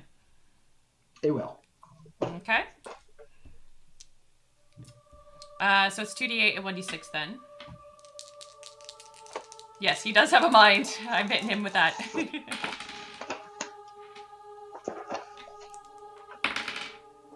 Oh, and you would have a chance, by the way, as you strode forward across the deck to heal yourself again if you'd want. Then yeah, let's do that. I'll roll with my other. Yes, that's good. Not full, but pretty damn close. All right. Oh, nope, no, I am full health now. Sweet. Nice. All right, I'm back. Let's erase all the scribbling. I have like several columns of numbers as they go down. My running tally. All right, we're back. Okay. That was 16 on my first hit total. I did add the 5. 16 on your first hit? 16, yes. Yes, you hit. You hit. Well, no, I know I hit. I rolled a 19 to hit. I hit him for 16 okay. damage. 16 damage. Okay. Yeah. So you're rolling the D8, the D6. It's 2 D8s and a D6. It's yes. 1 D8 and 2 D6? Yeah, it's 1 D8 and 2 D6. 16. It's a solid hit. You just come up, and before he can get his blade out, you swing at him, and he blocks it at the last minute, but you've definitely taken down his stamina, and he avoided a blow that would have cut him in half from the summer sword. He's gotten rid of along with his knightly attire. He no longer wields a broadsword, but he's holding a scimitar in one hand and a dagger in the other. And he starts mocking you a bit as he starts to attack. He says, I was never sorry about before. I was never the one who was good at quips. That was my brother. He takes a swing at you. He misses as you dodge back out of the way. He says he's sorry he couldn't be here, by the way. Takes another swing at you. Rolls a 15, doesn't hit you. Nope. Thank goodness for that shield. He says, but he's got other business to attend to. Attack on two fronts, they always say. And he attacks again. For the dagger, he gets you. Okay. For 35 damage. No, he hits you for hits you for 5 piercing damage. Okay. Good God! And it goes, don't scare me like that. I'm like, and I'm dead, and it's over. And wow. You're cutting out a bit on my end. I don't know if that's happening on yours. No, you're fine on my end. I'm not hearing any problems, but I'm noticing that your video has slowed down, so there might be a slowdown in that. Is the stream still fine, guys? Is there any changes there? Because my internet says it's good, so it might be just something. I might shut down my Twitch chat just to see if it's if that's what's going on. If they say it's fine, it's okay. We'll keep trying. We'll keep going. If it keeps doing it, I'll reload. Roll 20. Right. Okay. Sometimes it just needs a reset. Yes. Do keep monologuing, Dorinar.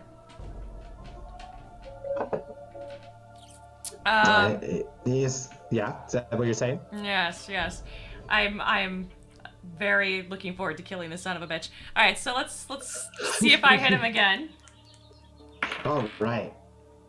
I rolled an 18, 19, 20, 21.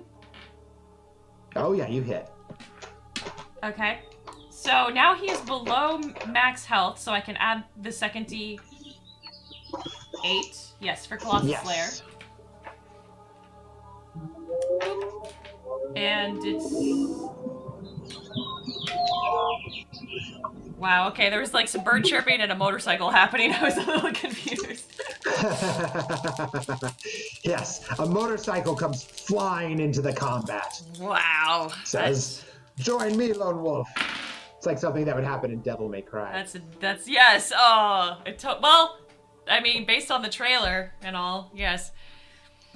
Okay, so I have rolled better. I didn't roll terrible though. Let's see. So that's 20 total with the +5. Okay, 20 total. Oof, nice. So your Summer Sword, you even though you take the dagger blow, you lean into it and just slice down across his middle, cutting deep into his armor and slicing him in the process. And he stumbles back hurt, but then he's going to keep coming at you again. Of course he is. And he's saying, he says, I really was surprised when you jumped out that window. Misses on his first attack. He says, I for a minute there, I thought, oh, for sure you were just ending it all. Break your neck, your leg in the process. Make it easy for us. Misses again. He seems to be this scimitar. You're blocking that blow, but he's gonna try to get his good dagger strike in here again. Right. You see it coming, and he says, and not only do you see it coming, you actually make he critically fails. Let's make a D100 roll. Okay. See if you knock it out of his hand. Where's my... There we are, 40. I apparently rolled 100. Oh, yeah. Nice. I rolled 0, 0, 0. I'm rolling doubles. Well, in honor of the Lone Wolf combat chart, where 0 is the best you can roll, we are going to say, as he raises this dagger up to get you, you already know this move, and you simply reach out your shield, bat come down hard on his wrist with the edge of your shield and break his wrist, knocking the dagger to the ground. And then you kick it away across the desk. And for the first time, you see a little bit of fear register in his eyes. Across the deck. Yeah, I figured. You know, tomb tome. There's a desk. A desk just slid into view. Okay. I kick it up onto the desk. It breaks it. Yeah, it slides over. You knock it on the desk, and then the desk goes off the edge of the ship. The dagger's gone. All right, good plan. All right. It's your turn. And you see fear for the first time in his eyes.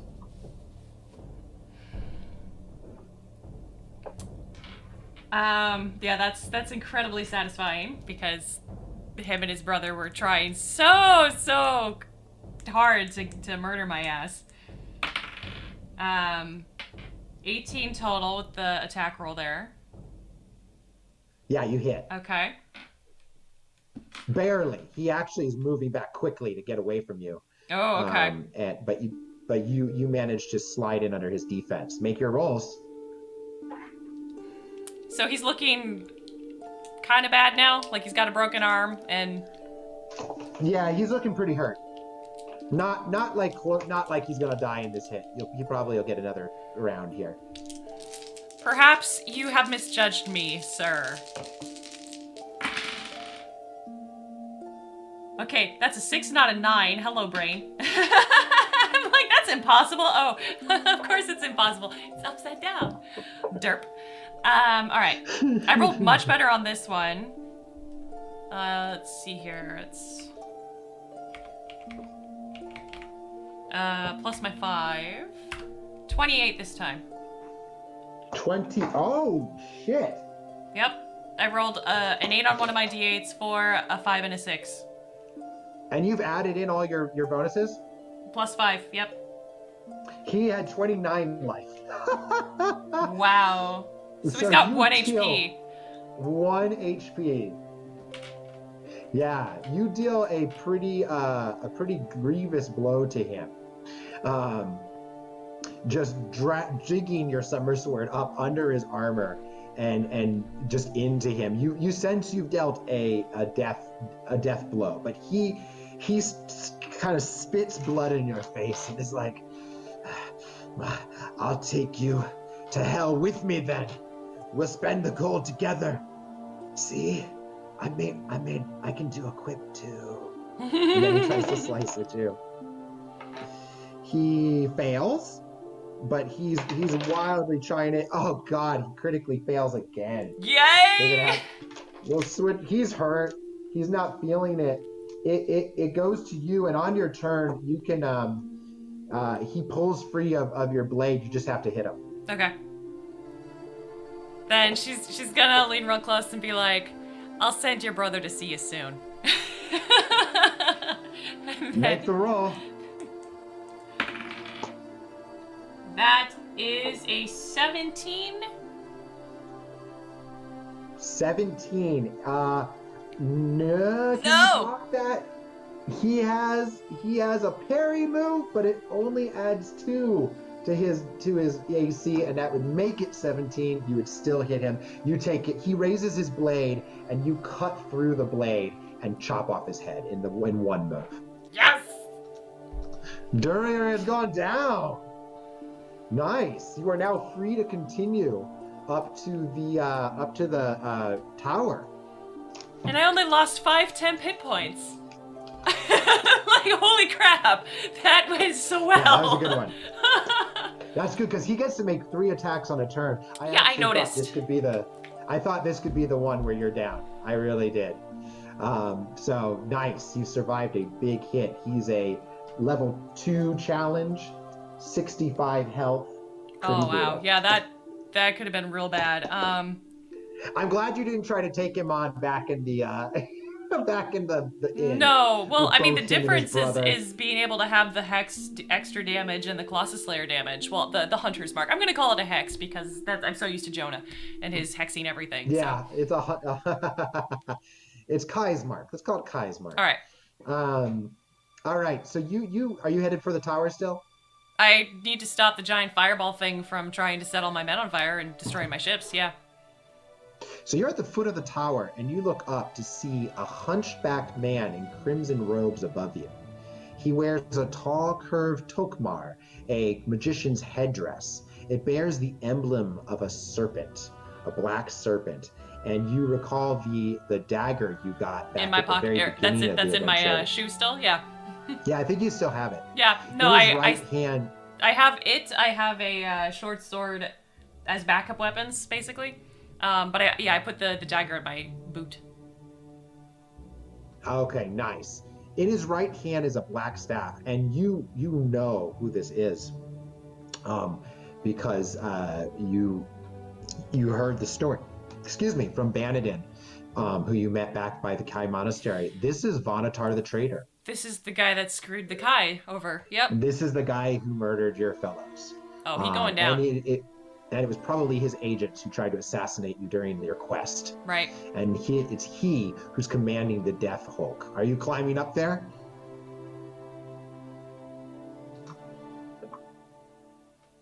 Yeah. Yeah, let's do this. All right. The climb is difficult and slow because you only have one free hand. The other is holding the glowing hilt of the summer sword, ready to drive it through this magician as you get up. But you eventually reach the rim of the tower and quickly hook a leg over the narrow ledge. You're about to jump into the tower and strike when a thin voice makes you freeze. How I shall delight in the irony of your death, Lone Wolf. The sorcerer is standing in the far corner of the tower, his left hand pointing at your head. Your quest fails here, Lone Wolf. Now you must die. And a blinding flash of orange flame shoots from his hand towards your face. Yeah, that's cool that I have my sword out because it reflects magic, correct? Yes, so here's how this works. First of all, let me look up what exactly his spell damage is. So, yeah, he's blasting you with... Do we have a lullaby playing again? Gosh darn it. I hope not. Oh, that's funny. Is this better? Let's see. Okay, first make a dexterity saving throw. Okay. This isn't for reflection yet. This is just to dodge out of the way of his blast. I rolled a 12, 17 total, plus 5 dex. 5 for your dex, so Yep. so you have a 17 total. Yep.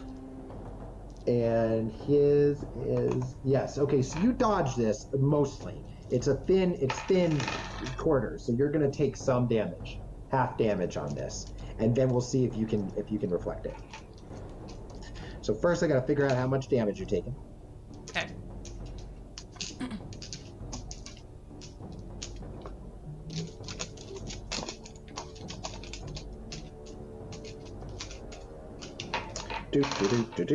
Okay, here we go. Not too bad. You only take 4. You would take 4 damage. So, this is how the sword works. It's a little bit, for people who know D&D, it's a little bit like the monk's deflect arrows ability, deflect missiles, which you know from tracking. Nice, Sirius. But, make a. Here he goes messing my name up again because he ever since like Zip and I know each other from grad school. We went to grad school together, so we've known each other a while. But we started this D&D thing like 2 years ago, and he called me Karina the whole time, which is the name of my character. And ever since then, like he'd call me up and be like, "Hey, Karina, how you doing?" Like, he just forgot my name. It was great. So he's been repeatedly just calling me all of my character names, and it's been great. So, make a die 10. A die 10. Roll. Okay. Where'd my 10s go? There they are. I rolled a 0 again. So 10. So it's 10 plus your wisdom plus your level. So what is that? Wisdom's modifier. plus 2. And my level's a 3, so 5. So you rolled 15 total. Yes. So that's how much damage would be reduced. And you reduce this to 0. I take 0 and damage. Because you reduced it to 0, you get to now make a magic attack, which is wisdom plus your proficiency, for a number of d4 equal to your level. So you absorb the flame. Uh-huh. In a fraction of the second, the searing burst of flame changes direction in midair and is drawn towards the blade of the summer sword. The bolt of energy disappears into the golden blade like water into a drain. And then you point the sword forward and release it back at him. So first make the roll. An attack roll? This is a wisdom plus proficiency. Okay. You got to make a 16 to hit him. Ooh. Well, I rolled a 17, so I think we're good. Oh, okay. So now roll, it's your level in number of d4s. So 3 d4s. Plus my level? No, just 3 d4s. Oh, okay. Oh, Yeah, got it. Yeah. Got it. Your magic's not, it's not your magic, so it's not as powerful, Okay. but it can do some damage. 4, 3, and another 4. Wow. Okay, so 11 damage on him. So it blasts him, and he actually goes falling back, cracks against the side of the tower, and breaks through the railing, and you hear him scream as he falls off of the tower and down into the water below. Oh, that's so satisfying. So what? Yeah, he is gone. Sweet. Okay. And as he falls, you notice you feel a deep crack underneath your feet. Oh, the magical boats are sinking. Yeah. So what are you gonna do? I guess I'll head for the nearest ship that is ours, the nearest friendly. Swim. I'll sheathe the sword so I can swim and not lose things. And then yeah, I'll. Nice. Oh. So you yeah, go for it. Do I have enough time to check Dorinir's body, see if there's anything on it? Do you think? Dorinir's body? Yeah. No, the whole ship is falling apart. Right. I meant to do that, but you know, the classic. Oh no, the temple is falling after we have done the thing. You're heading back across the deck when you see two black-clad warriors. They're Drakram warriors. They start. They see you and raise their blades and start charging. Really? Yeah, they're gonna fight to the death on this this ship here. Does it look like they can swim? They're wearing heavy armor. Oh, then no. I'm just gonna bugger off the ship. Okay. You leap into the sea. One of them is going to throw a dagger at your back as you go. So I'm going to see if he hits you. He does. For 7 damage. Okay. All right. Well, so my 10 points are all gone now. Nice. All right. And were you rolling your bless during that battle with Durir? No. That's funny. So it would have been and to your save against the Wow, I would have been even more uber. No, we're good. We're good. It's okay. You didn't need it. I didn't need it. I was confident in my ability. Jeez. Well, it's still going to come into play here. You get struck in the back as you leap. You feel the pain and your back arches as you fall badly into the ocean, hitting the water and going under. And you're going to get a chance to use it here. Make a strength save. Okay. So what does the plus back to the do again? surface. It adds. What is the D4. D4. D4 to this. Okay. And you have to roll a 16 here to avoid taking more drowning damage. I rolled a 13 plus 4. Yay! Oh, nice. So you made it. Okay. By 1. So the bless came into play. It came through. It came through at the end. So you fight your way through picture you're in the Black Sea, and all around you shapes are falling through the water, many of them still on fire, even as they fall. And then past them, you can see the mass of the nearest Death Hulk breaking up and shattering into the waves around you. You start swimming past the debris, and you're give me a perception roll. Okay.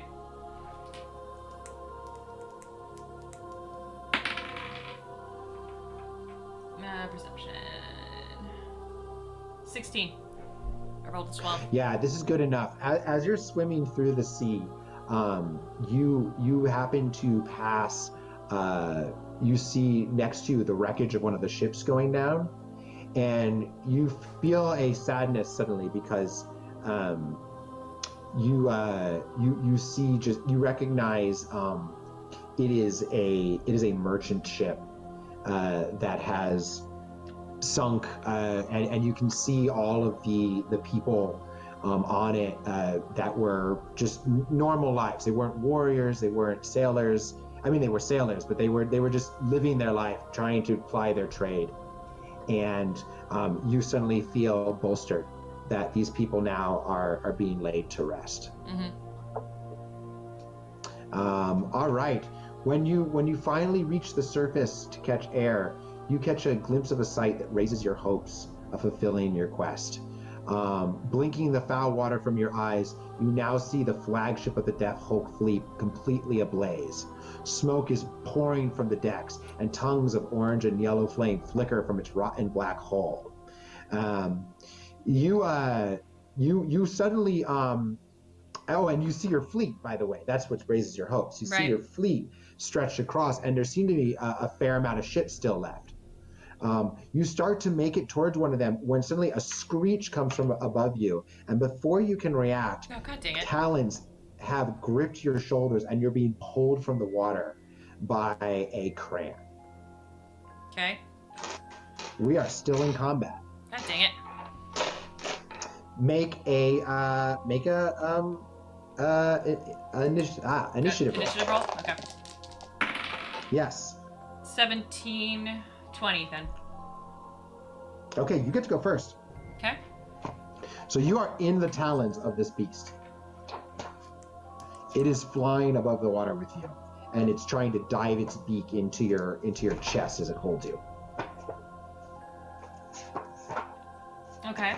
I can use Mind Blast on it, yes? And it's Yes. still has... Oh! Could I roll a Constitution to see about the Hex thing? Yes, yes. I rolled a 17 for that. Yep, you're okay. Okay. Then I'm gonna bonus cast the thing on it to help stack, All right, Hunter's stack the Mark. damage. So your magic, your ability pulls you, shows you that it is its heart, where it is in its body. Sweet. Giving you a little extra damage. Is it already injured? Is it fresh to the battle? Not injured at all. Fresh. Okay. 15 to hit this time? 13. Okay, I rolled a 15. So we're good. Okay. You got it. Okay. Then I guess I'm gonna try and hit it with... Alright, so that's a D6, that's a D6. You've lost your shield, by the way, when you jumped overboard. By the way... You can wield the summer sword of both. By the way, Morgan, you're down to 15 AC again. Dang it. 15 AC. That's terrible. I've got to get better armor at some point. Jeebus. Or just be like, get uncanny dodge just naturally or something so that I just don't get hit ever. So I can hit it with 2 hands then, since I lost that then. All right, so 1d8 or 1d10 then. 1d10. Okay, so 1d10 and 2d6s. And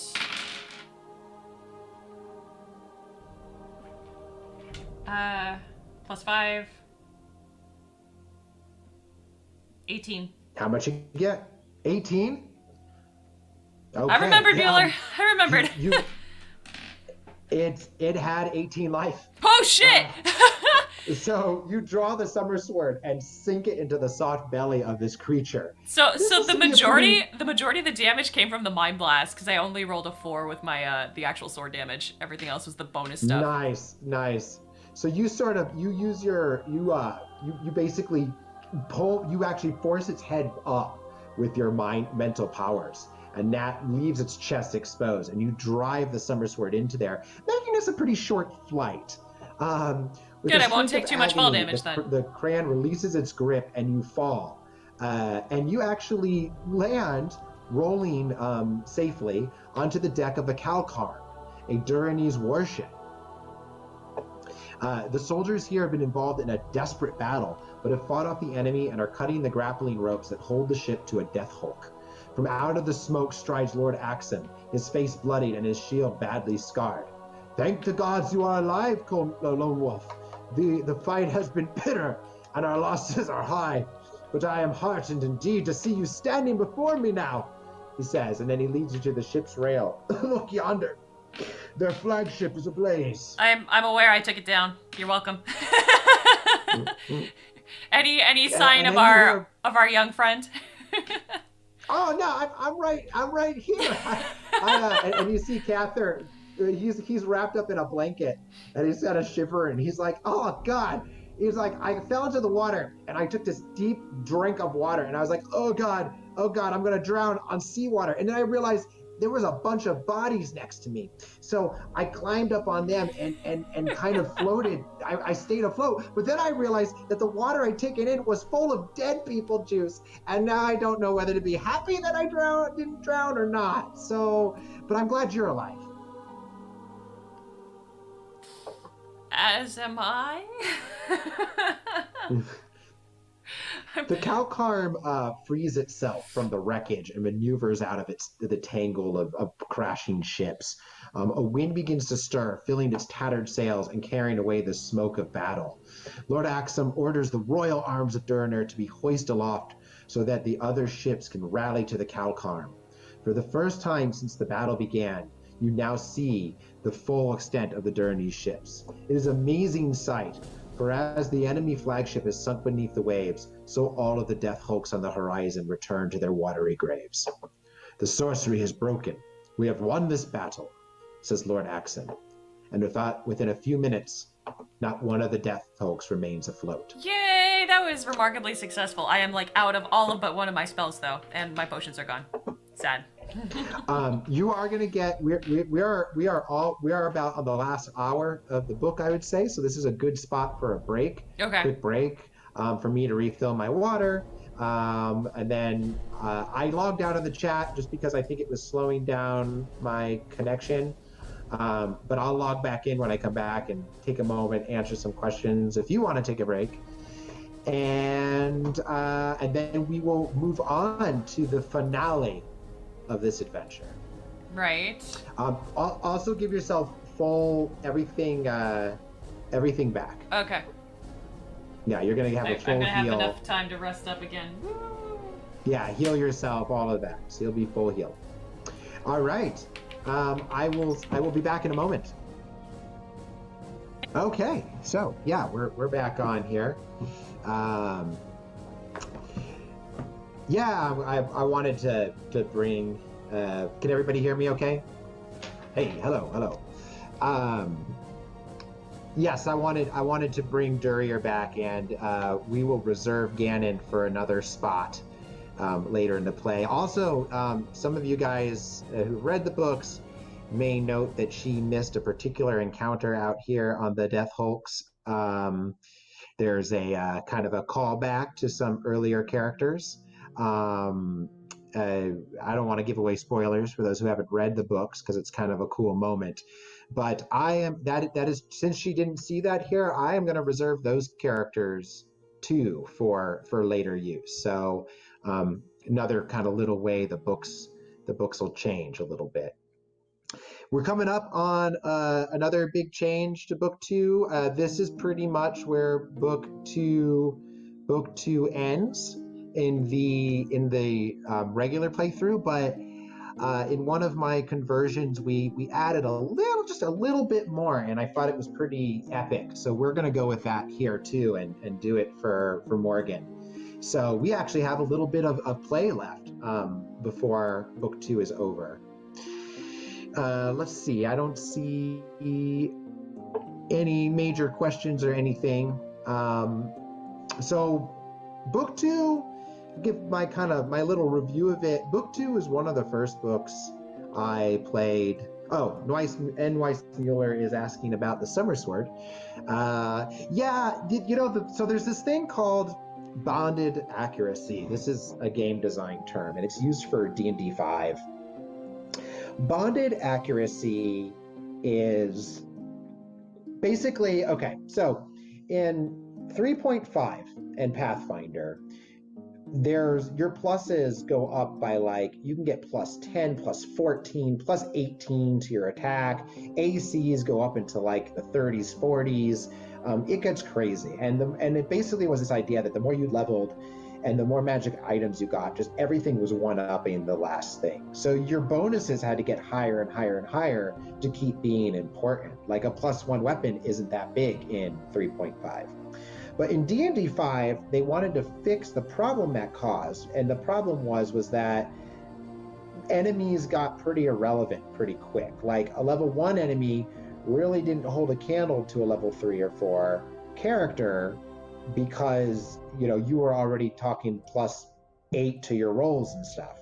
So D&D 5 tried to change this, and they made some rules about how high bonuses could really go. So it's really, for magic weapons, +3 is about as high as it ever gets in D&D 5. And because I didn't want to make the same mistake that Joe had, where he gives a weapon that's so powerful early on, I gave it a +2. That felt right to me. It's a legendary blade. It's very powerful, but +3, I just worried about taking her through level 3 and 4 and 5 enemies.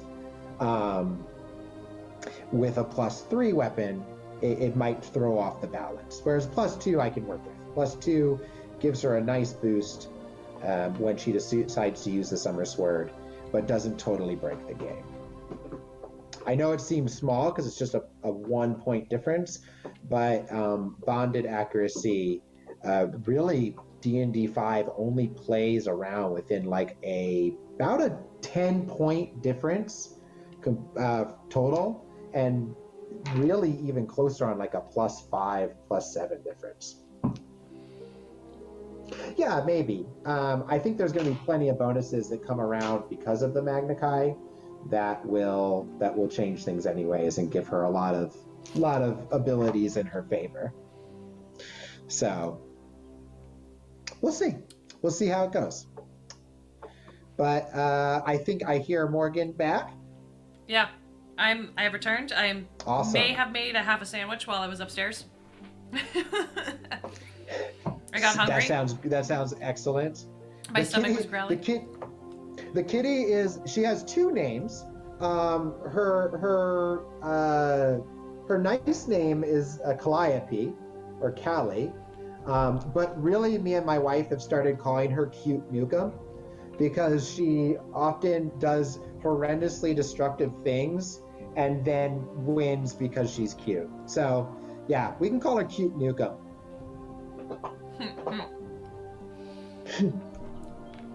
All right. I think we are ready to jump back into this. Mm-hmm. Let's see here. I'm going to shut down my Twitch chat again just so it doesn't hurt the connection, but I'll log back in at the end of the session. Yeah, I noticed, because I'm hardwired in to my internet, so I don't have much of a lag, if ever. Unless my internet itself just kind of dies. And at that point, the whole stream will go down. But yeah, I did notice you're a couple times you desynced with your face. Like the audio was still coming through at the same speed, but the visual slowed down pretty bad. Good. When I realized it's got to be Discord, not Roll20, that's really suffering. But I think Discord and Twitch on my computer together are like, oh God, why? All right. So it is, let's see, 70 Durnese warships left Port Bax, but only 50 now enter the home Gulf. The battle has claimed many brave men, including Admiral Calfin, who died aboard the flagship Duriner, the first ship to be sunk. But despite the heavy losses, a great victory has been won, a victory which inspires the Durnese soldiers with new strength, so that the past ordeals of both the voyage and the battle are now forgotten. As their optimism and determination return, all are eager to reach Homeguard and raise the siege. Therefore, it is dusk on the 37th day of your quest when you catch the sight of the spires of Homeguard on the horizon. The city still stands, but it is constantly under siege. You can see small fires burning throughout the capital and Cran circling above the city. Lord Axum joins you at the prow. He says, we are about to enter the harbor. It is night right now. And he says, the moonless sky will aid us. We'll come into the harbor unseen. We'll attack immediately. We won't let them last until the dawn. We will scatter the wretched foe like dead leaves upon the wind of a storm. And sorry if I'm distracted, my cute Nukem is biting my wrist the whole time I'm trying to talk.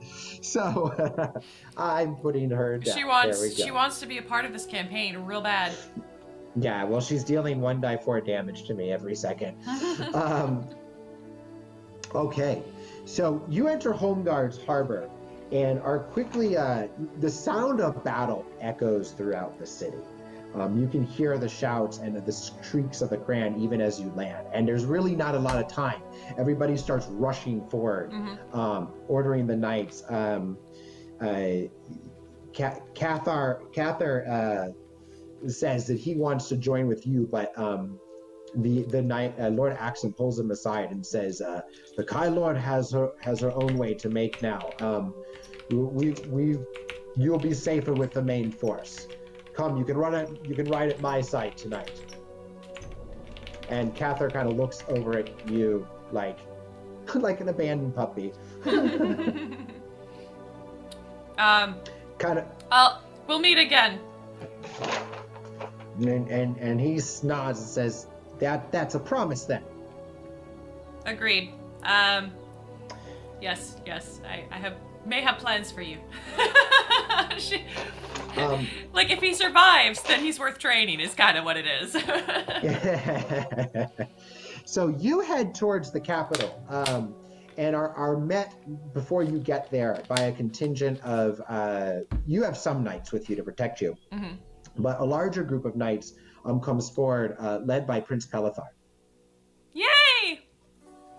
And the prince grasps your hand warmly and says, my father has ridden to the front to lead the troops himself against the enemy. He says, I'm holding back the city just in case they break through. And Ogden is here too, Counselor Ogden, formerly of the Yellow Robes. And he says, Lone Wolf, I sensed when you pulled the Summersword free. It was at that moment that the Dark Lord's army massed itself and made a massive surge for the city. We've been holding them off for weeks, but I fear today will be the day that they break through. I feared that my acquisition of the sword may have advanced their plans. I'm glad that I was able to arrive in time.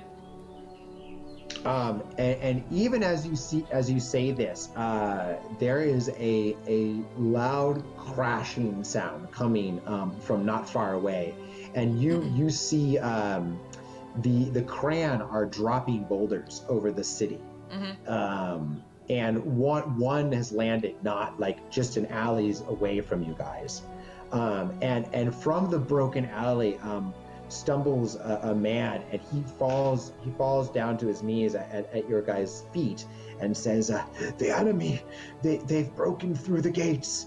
The final battle is here. Yeah, so you can respond if you wish. Gentlemen, it is time. And Ogden grabs your arm and says, Lord Wolf, I've been doing my readings, my scryings into the future, and the fates have been sending me messages. Your place is not at the front of battle, but rather at the Western Tower, the Tower of the Dawn. I do not know why, but that is where you must go. Wasn't that one of the images she saw, too? Like a tower? You did not see a tower, but go ahead and give me your Sixth Sense roll. Okay. D20? Yes. 17? There's a voice, that same voice that told you to rebuild in your vision, is now whispering to you again, and it says, "Take me to the Tower of the Dawn and bathe me in the sun's rays, the rays of dawn, when the sun is at its most powerful." This is the sword talking to me, isn't it? You think so? Okay. All right. All right. So, the prince and the knight start like ordering. They rush into the city to do battle. Are you following them, or are you going to try to make your own way? The thing is, no matter where I am, enemies are gonna find me. Because they know I'm here now. The question is, do I want to endanger my companions potentially, or do I make my own way? I'm gonna flip a coin. Okay. Heads I'll follow them, tails I'll go my own way. Yeah, okay. I apparently go my own way. So all right, sweet. So yeah, and the benefit of this is you can take alleys and side roads and to try to avoid the main battle. Also, you now have the discipline of tracking. So give me a tracking roll. You get proficiency on this. It's a survival roll, but with proficiency.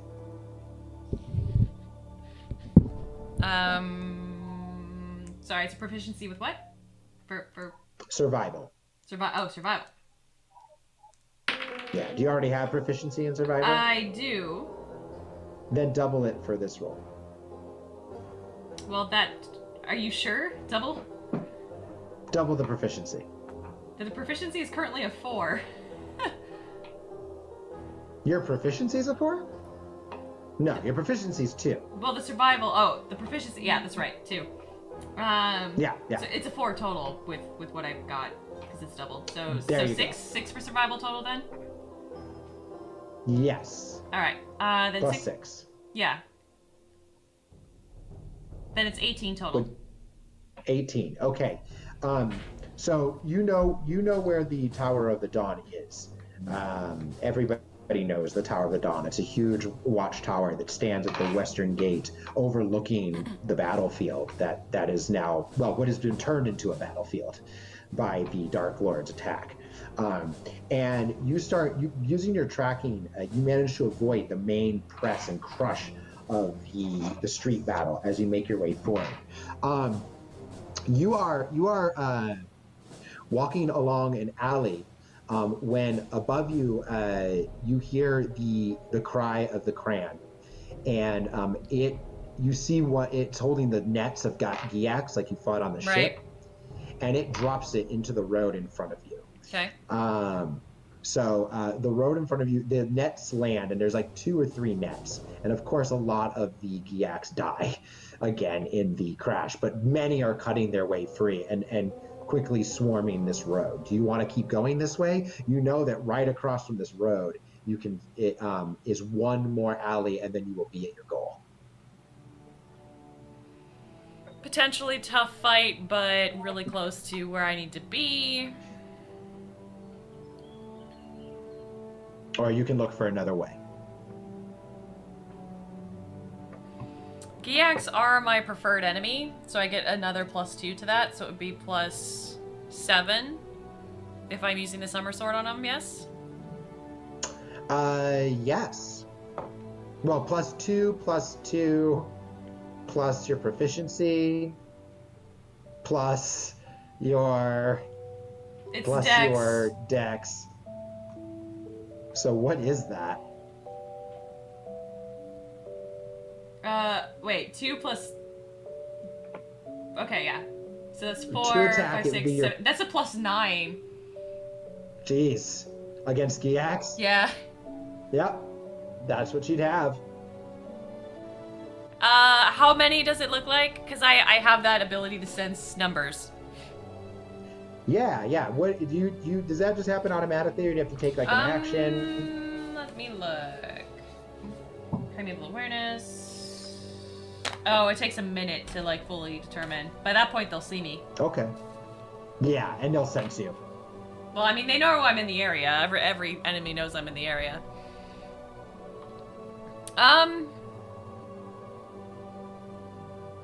Do I want to be bold? Do I want to be bold? Do I want to be bold? I already like took the sneaky attack to go this way in the first place. Let's just heck it. We're gonna go. We're gonna go fight him. We'll take this. You're gonna go the short way. We're gonna do the tough fight, All but right. it's the short distance. You rush out and find yourself quickly in the midst of these Giacs, and 7 of them come rushing at you. Okay. One of them, let's see, one of them looks to be a kind of leading the others. He's a little bit thicker than the others, and he carries a whip, and he's whipping them into combat, calling out in Giac things like, "Kill that one, it's just a single one, do not let her get away." All right, so let's roll initiatives. Okay. There's My a lot advantage of initiative roll. Giacs. The Giacs rolled really shitty. 15 for Lone Wolf. Well, It's a 6 and a 12. So 15. 15? Mm-hmm. Let's see. Most of my Giacs rolled okay, but the leader rolled really poor. So they get a 13. So you're going to go first, then all the Giacs. Yay. So there are 6 of them, plus this one who's driving them forward behind the crowd. Okay. Then I'm going to, right off the bat, I think... We have decent music, or are we back to lullabies? It's sort of like dramatic Lord of the Rings music, but not combat music, perfect. but it's sweeping epic music.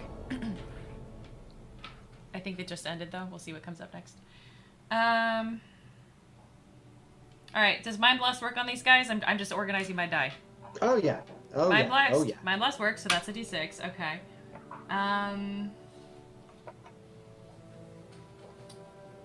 Colossus Slayer, if they don't go down and I hit them the second time, set that over here.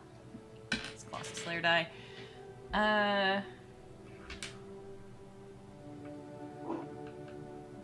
They're not undead, I don't get to add a bonus. Okay. Alright, I guess let's see, do I want to do the, because there's a lot of them right now. Ah, heck it. Yeah, let's go ahead and cast the what's it called? Hunters. The Hunter's Mark. Let's do Mark. it. Kai's mark. All right. Yep, you do it. All right, so. Alright, first attack. That is a 17 to hit. You hit. Yeah, no, I'm using the 1d10. Yeah. Alright, yeah, so my basic roll right now is a 1d10 for the sword, and then the 1d6 for the Mind Blast, and another 1d6 for the Mark. Okay. And then I get to add up all of my +9, was it? +9, I want to say. Yeah, it was 2. Well, for your attack, yeah. For the yeah. For your damage, it's not proficiency, so it's Dex +2 plus. Actually, I think that's it, right? Dex does flu. Let me double check.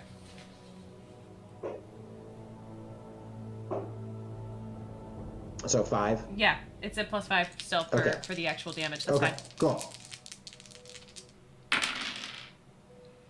10, 11, 16. Oh yeah, you just run up and slice one of them dead. Nice. Just one hit. Just down. Just down. There are a lot of others though, and they are surrounding you and are going to try to strike you now. So let's see how they do. This is a lot of rolls. Right. So let's and my see. AC is now 15, not 17 anymore, sadly. But yeah. Okay, I'm going to add this up as they hit. So 2 have hit so far. A 3rd hits. A 4th misses. Uh-huh. A 5th hits. Oh, God. So 5 of them hit you. So they're surrounding you, just trying to cut you up. Mm-hmm. Oh, God. That's a lot of damage. I've got, let's see. If it's higher than 27, I'm down. So if I've got 15, 22, 25 damage. Oh! Holy shit! I have 2 HP now. They're surrounding you, just cutting into you. I am in deep shit right now, guys. Yeah, they're blocking the way forward to the tower, but you are free to run back if you want to use your action to disengage. I have to you. because I've got 2 HP now. All right. So this horde of Giacs is just on you. I'm much better against one-on-one, guys. And you bail back into the alley. And there's a couple options here. The Giacs are the slave master is driving them forward, calling them to chase you down. Bring me her sword. And you have a few options. There's a door on your left you could try to slam through. Mm-hmm. There's handholds in the wall.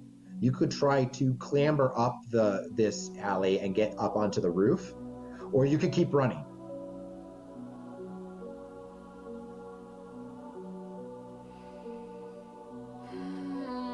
Let's try the roof. Okay, this is going to be an athletics check. Okay. Roll well. I rolled an 18 plus 5. Ooh, okay. You start to climb, and the Giacs gather beneath you as you pull yourself swiftly up the wall. They start drawing bows, and one of them is going to try to take a shot at you. No! Miss! Let's see. He misses. Yay! Barely. He rolls a 14. Yay! So you pull yourself over the wall and lay on the roof. I'm not gonna lay on the roof. There's no time to lay on the roof. I'm gonna heal. All right. Well, I mean, you pressed yourself down, so they can't shoot any more arrows. Right. Go ahead and make your heal rolls. And you have enough time here. You can use as many as you wish. Okay.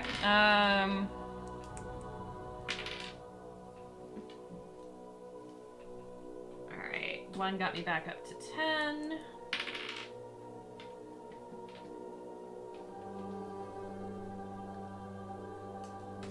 18. Alright, so I'm down to...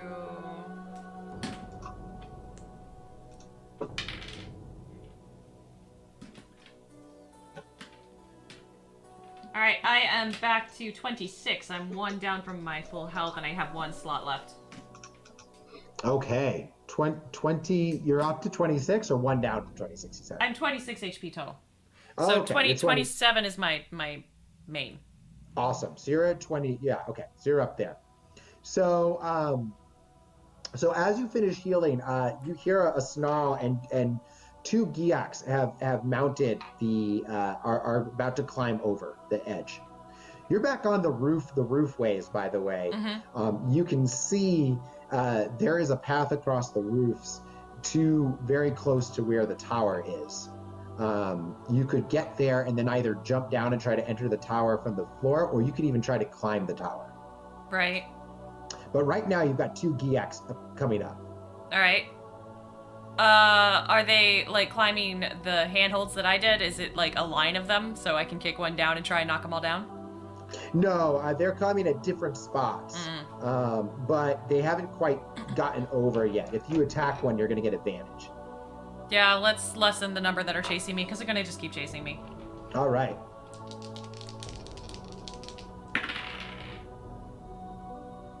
Well, that's a 21 to hit, so... Oh, yeah, you hit him.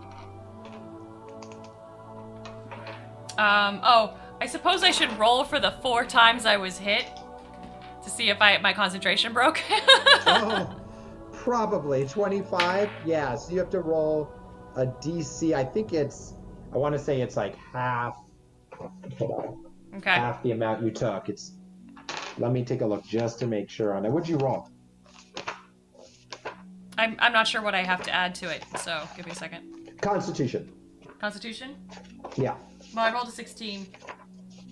You might be okay. That's right on the border. Let me take a look and remind myself what it is. I think it is concentration. It is DC 10 or half the damage you take, whichever is higher. You took how much damage? 25? Mm-hmm. So it'd be 13. So you made it. Oh, woo! I still have it, guys! Yay! Okay. So you're gonna hex this guy? Yep, moving it over. I'm gonna clobber him with it. So you see, your ability shows you that it's his hands. You should go for his unarmored hands. Okay.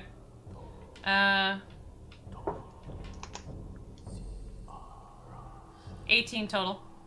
Oh yeah, you chop at the fingers, slicing through them, and he falls backwards down to his death in the alley below. His buddy clambers up and gets to you and rolls a crit. Oh shit. Dealing 8 damage to you. Okay. As you feel a sharp pain as his blade just enters your side. It's your turn again. There's more starting to clamber up the walls, and the slave master is down there too, still driving them forward with his whip. You can stay here and fight this dude, or you can try to disengage and run. There's still 4 of them, right? And more are joining the crowd. Oh, then I'm gonna have to disengage and run. I don't have time. Okay.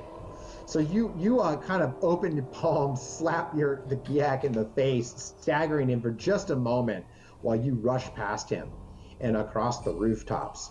They don't manage to catch you. You're running, but there's more clambering up the roof. It's like a horde of these things. Mm-hmm. And they're going to be at your heels soon. You're reaching the point where you could make a leap and try to catch onto the tower. The Tower of the Dawn. And then try and climb the outside of it? Yes. Oh god. Is this gonna be athletics? Yes. I mean it's a +5. I might have to bust out my Karina die again. Maybe I can get some more 20s or 1s. Yeah, or 1s. There's always a gamble with that. There's always I'm gonna jump and like critically fail as I grab onto it, and there goes Lone Wolf. All right, you doing this? Let's do it. We're doing bold. We're going bold. Fingers crossed, all right, guys. Go for it. So it's an athletics jump. Just straight athletics check. Straight athletics. Yeah, it's yep. All right, I rolled a 16. So 21. You make it. You make the jump. You leap off the roof just as a Giak catches up to you and slices down, his blade chipping off the stone of the roof. And you make the leap, catch on to some of the loose stones. Well, they're not loose. They're old and have cracks and stuff in them. And you scrabble for your handholds and manage to steady yourself. There's a lot of, the tower is built of varying levels of circular ledges inside, and the wood sticks out through the stone. And so these make really good handholds. So I'm Assassin's Creeding it up this tower. You're Assassin's Creeding it up the tower. The Giaks behind you are starting to draw bows. So you need to go fast. Make an athletics check to see if you can get up before they start firing. 18 this time. Okay, yeah. They're only going to get a chance to fire one. One of them, the one who was closest, will get a chance to fire an arrow before you clamber up. He rolls a 15. Yeah, it's Macy. How much health you got? 18 at the moment. Oh, he rolls 4. He gets you 4-3. Woo! All right. You pull yourself up into the Tower of the Dawn.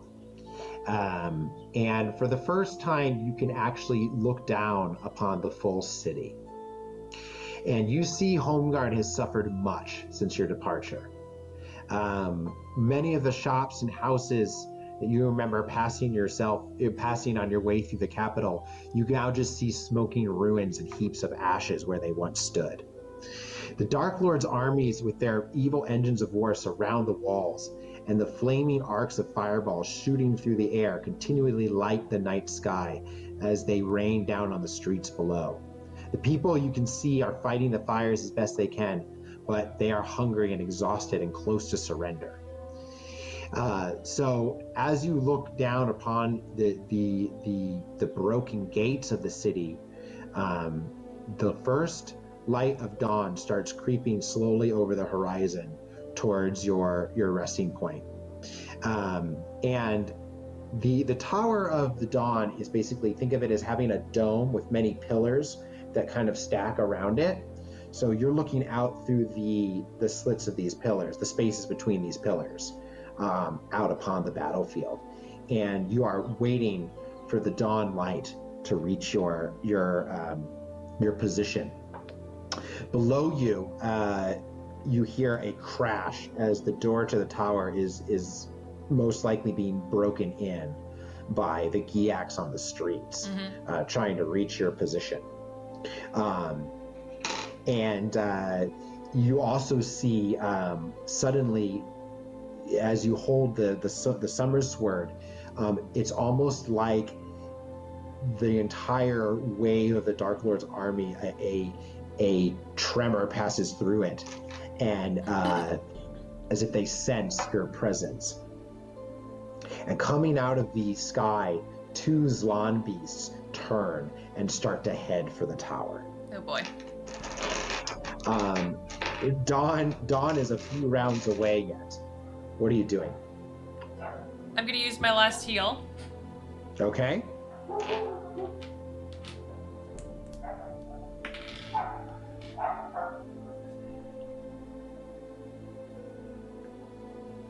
What are you back up to? 22. 22. All right. Nice. Yep. So you're waiting there, just waiting for the dawn to reach you, when 2 Giaks come up the stairs from below. You can take first action on this. Okay. Let's murder some Giaks, I suppose. I'm gonna lob the hex in their face because apparently my concentration did not break. It did not, despite everything. 17 on that roll then to hit. Nice. Oh, you definitely hit. Okay. All right. D10, D6. Are there either of these injured already? No. Okay. No, they are all fresh. They landed on the bodies of their fellows cushioned their landing. 16 total damage for that one. I keep rolling. I got 2 1s on this. Like, it's weird. Like, the die are all different, but I keep getting 16s. Like, between 16 and 20. So 16? Yeah. Yeah, I think that's like the average for those 2 dice. So that makes sense. Yeah, that's super actually. funny because both of the D6s I rolled a 1 on, but it made 16 again. So. So yeah, you managed to kill one of them as he comes up. The other one steps over the body of his fallen friend and strikes at you, but he misses. And it is your turn again. All right. Let's see if I can hit this guy. I rolled a 17 without adding anything. Yes. So, yeah. Oh yeah, you hit. I'll move the hex over.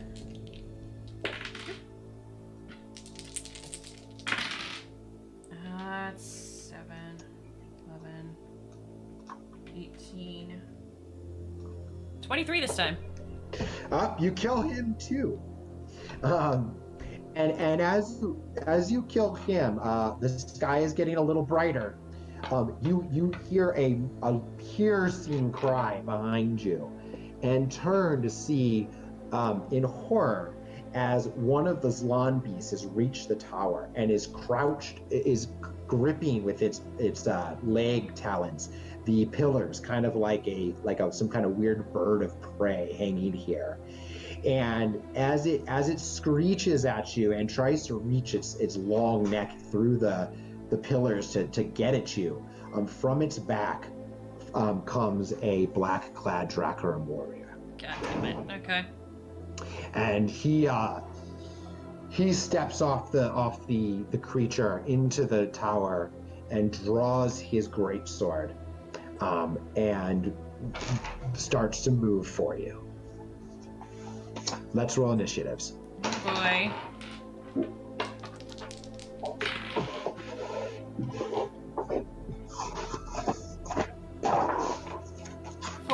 For Lone Wolf. Okay, he rolled an 11. Ooh. So you're gonna get to go first here. Okay. If you had any heals left, you had a chance to heal again before. No, I'm while out. He was landing. All right, what's your life? 22. All right, here we go. This is it, guys. All right.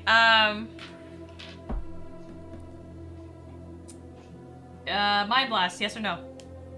He is not immune. All right. I'm gonna re-hex him, because neither of those guys broke my concentration because they didn't hit me. And he has not been injured. He's not been injured. Okay. He does have an AC of 18. He's wearing full plate armor. Oh shit.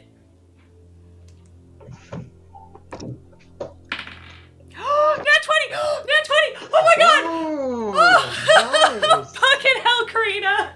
Holy shit! All right, so you step forward and shout for Summerland and Nakai and rush in to drive your blade through his armor. Make your roll. So I get to double all my die? Yeah. Do I have another D10? I'm pretty sure I do. So it's 2d10 and 2d6. There we are. Here's one. 3. Well, It's 40. It's 46. Yeah. 46. Yeah. I actually have 46. All right. Wow. Okay, that's a lot of die.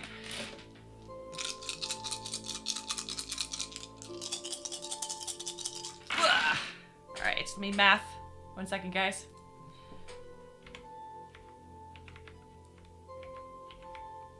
I didn't roll terribly great, unfortunately.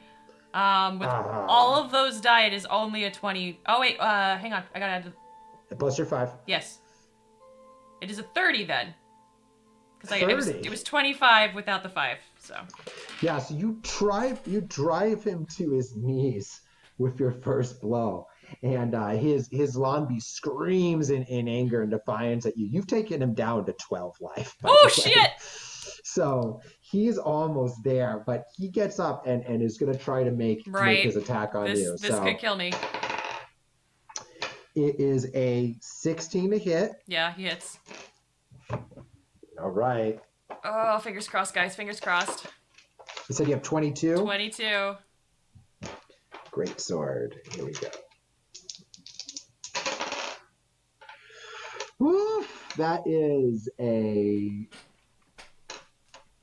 9 damage, and he's going to make his second strike.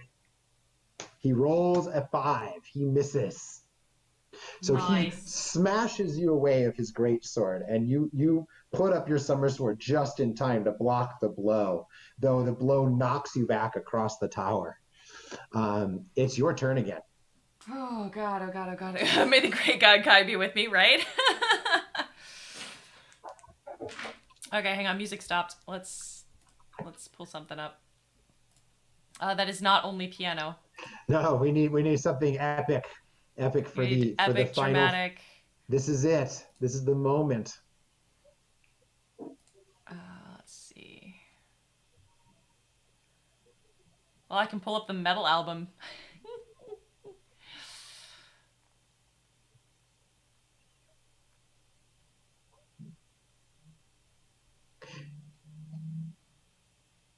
Let's see. So yeah, everything since you landed at the harbor has been added by me. This was like I was telling everybody during the break, this was an additional section that I've always thought just felt right for this piece. Okay. A final fight through the city.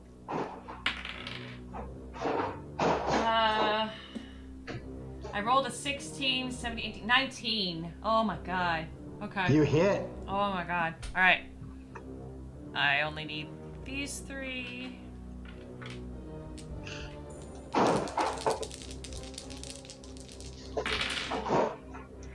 Oh, that's good. That's good. Okay. A 9 with the die for that.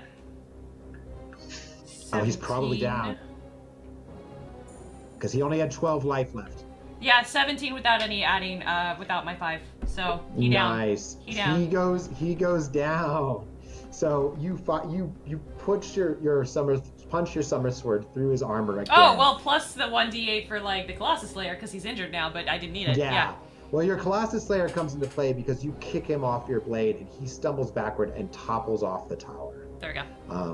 The Zlan beast is still there and it reaches its neck in to get you, but you are standing at the top of the Great Watchtower, high above the main gates of the city, when the first light of dawn finally reaches you. So, 1,000 upon 1,000 of the black-clad enemy are massed around the city wall, huddled like beetles in the trenches that cover the plains. In the midst of this horde, a great red tent has been erected bearing the symbol of a broken skull. That is the mark of Zagarna, Lord of Kag, the Dark Lord of Hel'Shadad and the Archlord of the Dark Lords. His great ambition is the destruction of Homeguard, his fiercest desire to lead his army to victory over the House of Ulnar and claim Summerlin for his own. But victory is not to be his this day. Raising the Summer Sword high above your head, the shaft of dawn sunlight catches upon the tip of the golden sword, and a brilliant flash of blinding white flame runs the entire length of the blade. The Zlan beast falls backwards, its body of flame, and the power of the Summer Sword electrifies you. Your senses reel, and now your body reacts instinctively. You lower the Summer Sword and point the blade towards the tent of Lord Zagarna. There is a mighty roar as the power of the Sun Sword is unleashed in a searing white beam. There's a picture coming. The tent explodes, and a brilliant fireball of white flame mushrooms skyward. A long and terrible cry rends the air. It is Lord Zagarna, the leader of the evil army, is no more. Gripped with fear and panic, the vast black army rises up and runs in chaos from the city wall. The impossible has happened. The invincible master has been slain. Again, the Summer Sword has returned to defeat them. The army and the allies of Durinur ride out of the city gates in pursuit of the panic-stricken enemy as they run blindly towards the Durncrag Mountains. The victory is yours. Homeguard is saved, and the murder of the Kai has finally been avenged. Awesome. Wow. Okay. So that is the end of our second adventure in Lone Wolf. I love that picture at the end there. That's epic. And congratulations for surviving very close there a few times at the end. Yeah, I was getting really nervous because I was out of healing anything, and I'm like 13 HP. I'm like, oh god, if I have to go fight the boss guy still, like I'm gonna get, oh no. I thought we might end up in the what's it called? The alternate version. The alternate timeline. Alternate timeline. As I thought you might fall there, lose the summer sword and everything, but no, you pushed through. That critical at the end was crazy. Oh my god. I love Karina so much. Like, she just, She's still watching over you. Right. I retired that die, too, for most of the fight. I only pulled it out for there. And I'm back on the chat. I can see, and Weissmuller is saying, you discovered another power of the Summer Sword. Yes, you did. The Summer Sword has one more action you can use it for. If you are in direct sunlight, you can use this once per day to unleash a sunbeam. It is 5 feet wide and 60 feet long, and it does 12d8 radiant damage unless they make a dex save. Sorry, how much? 12d8. Oh my god. So very circumstantial. You know, it has to be in sunlight. Right. You have to, once a day. So it's not, you're not going to use this all the time, but under the right circumstances, you could pull this out to do some crazy damage. Right. Especially if I'm outnumbered or against a big I will thing. say, against Dark Lords, it's an instant kill, though. Oh, okay. So it is your way of killing Dark Lords instantly. Which is good because Zagarna had like 200 hit points. So that is the end of our game for today. You're not going to level again. We already went through the level. Right. I will tell you that when next week begin, first of all, Cather has survived the battle. Yay! You have your first new student of Kai. We'll have to work on his patience and like zen. When we get to the next adventure, it'll start with shocking news that has reached your homeland that Vonatar the traitor still lives and now rules over the ice barbarians of Khalt. But murdered him. He survived the battle with his magics. And it has been vowed to your people that Vonatar will be brought to justice for his crimes, but it is a promise that only you can fulfill as you brave the terrible dangers of the Ice Kingdom in your quest to capture your most hated foe. Right. So that is where we will go next time. There is a little bit one more event I want to throw at you, and that is that when you do descend from the tower, of course you are hailed as a hero of the city. There comes some sad hero news. of the city. A hero of the city. There is some sad news as well. The king perished in the rush, holding back the armies of the Dark Lords. Yeah, I figured when they broke through his line, that was probably what happened. Yeah. So Prince Pelethar will be crowned king, and we'll kind of start off with some of that stuff next time. I see Black Mama's asking where Mama and Rezi are.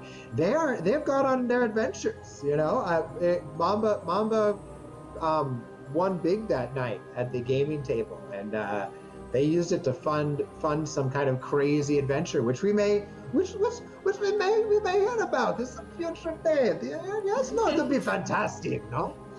So we may see them again.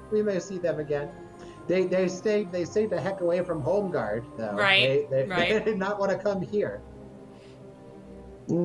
Can't blame them. And you probably won't spot them in Khalt. There's not much to do in Khalt except freeze to death. Polar expedition. Woo! So that's all from my end for today. I hope Morgan, you found it suitably epic, the ending, and yeah, considering I was near death several times over, yes. Well, this victory is yours. You survived quite a bit here, so we will carry you on. Lone Wolf lives. Lone Wolf lives. It's the hashtag Lone Wolf lives. Huzzah! All right, thanks for hanging out, everyone. This is fun. I am once again amazed that my poor lone wolf did not die.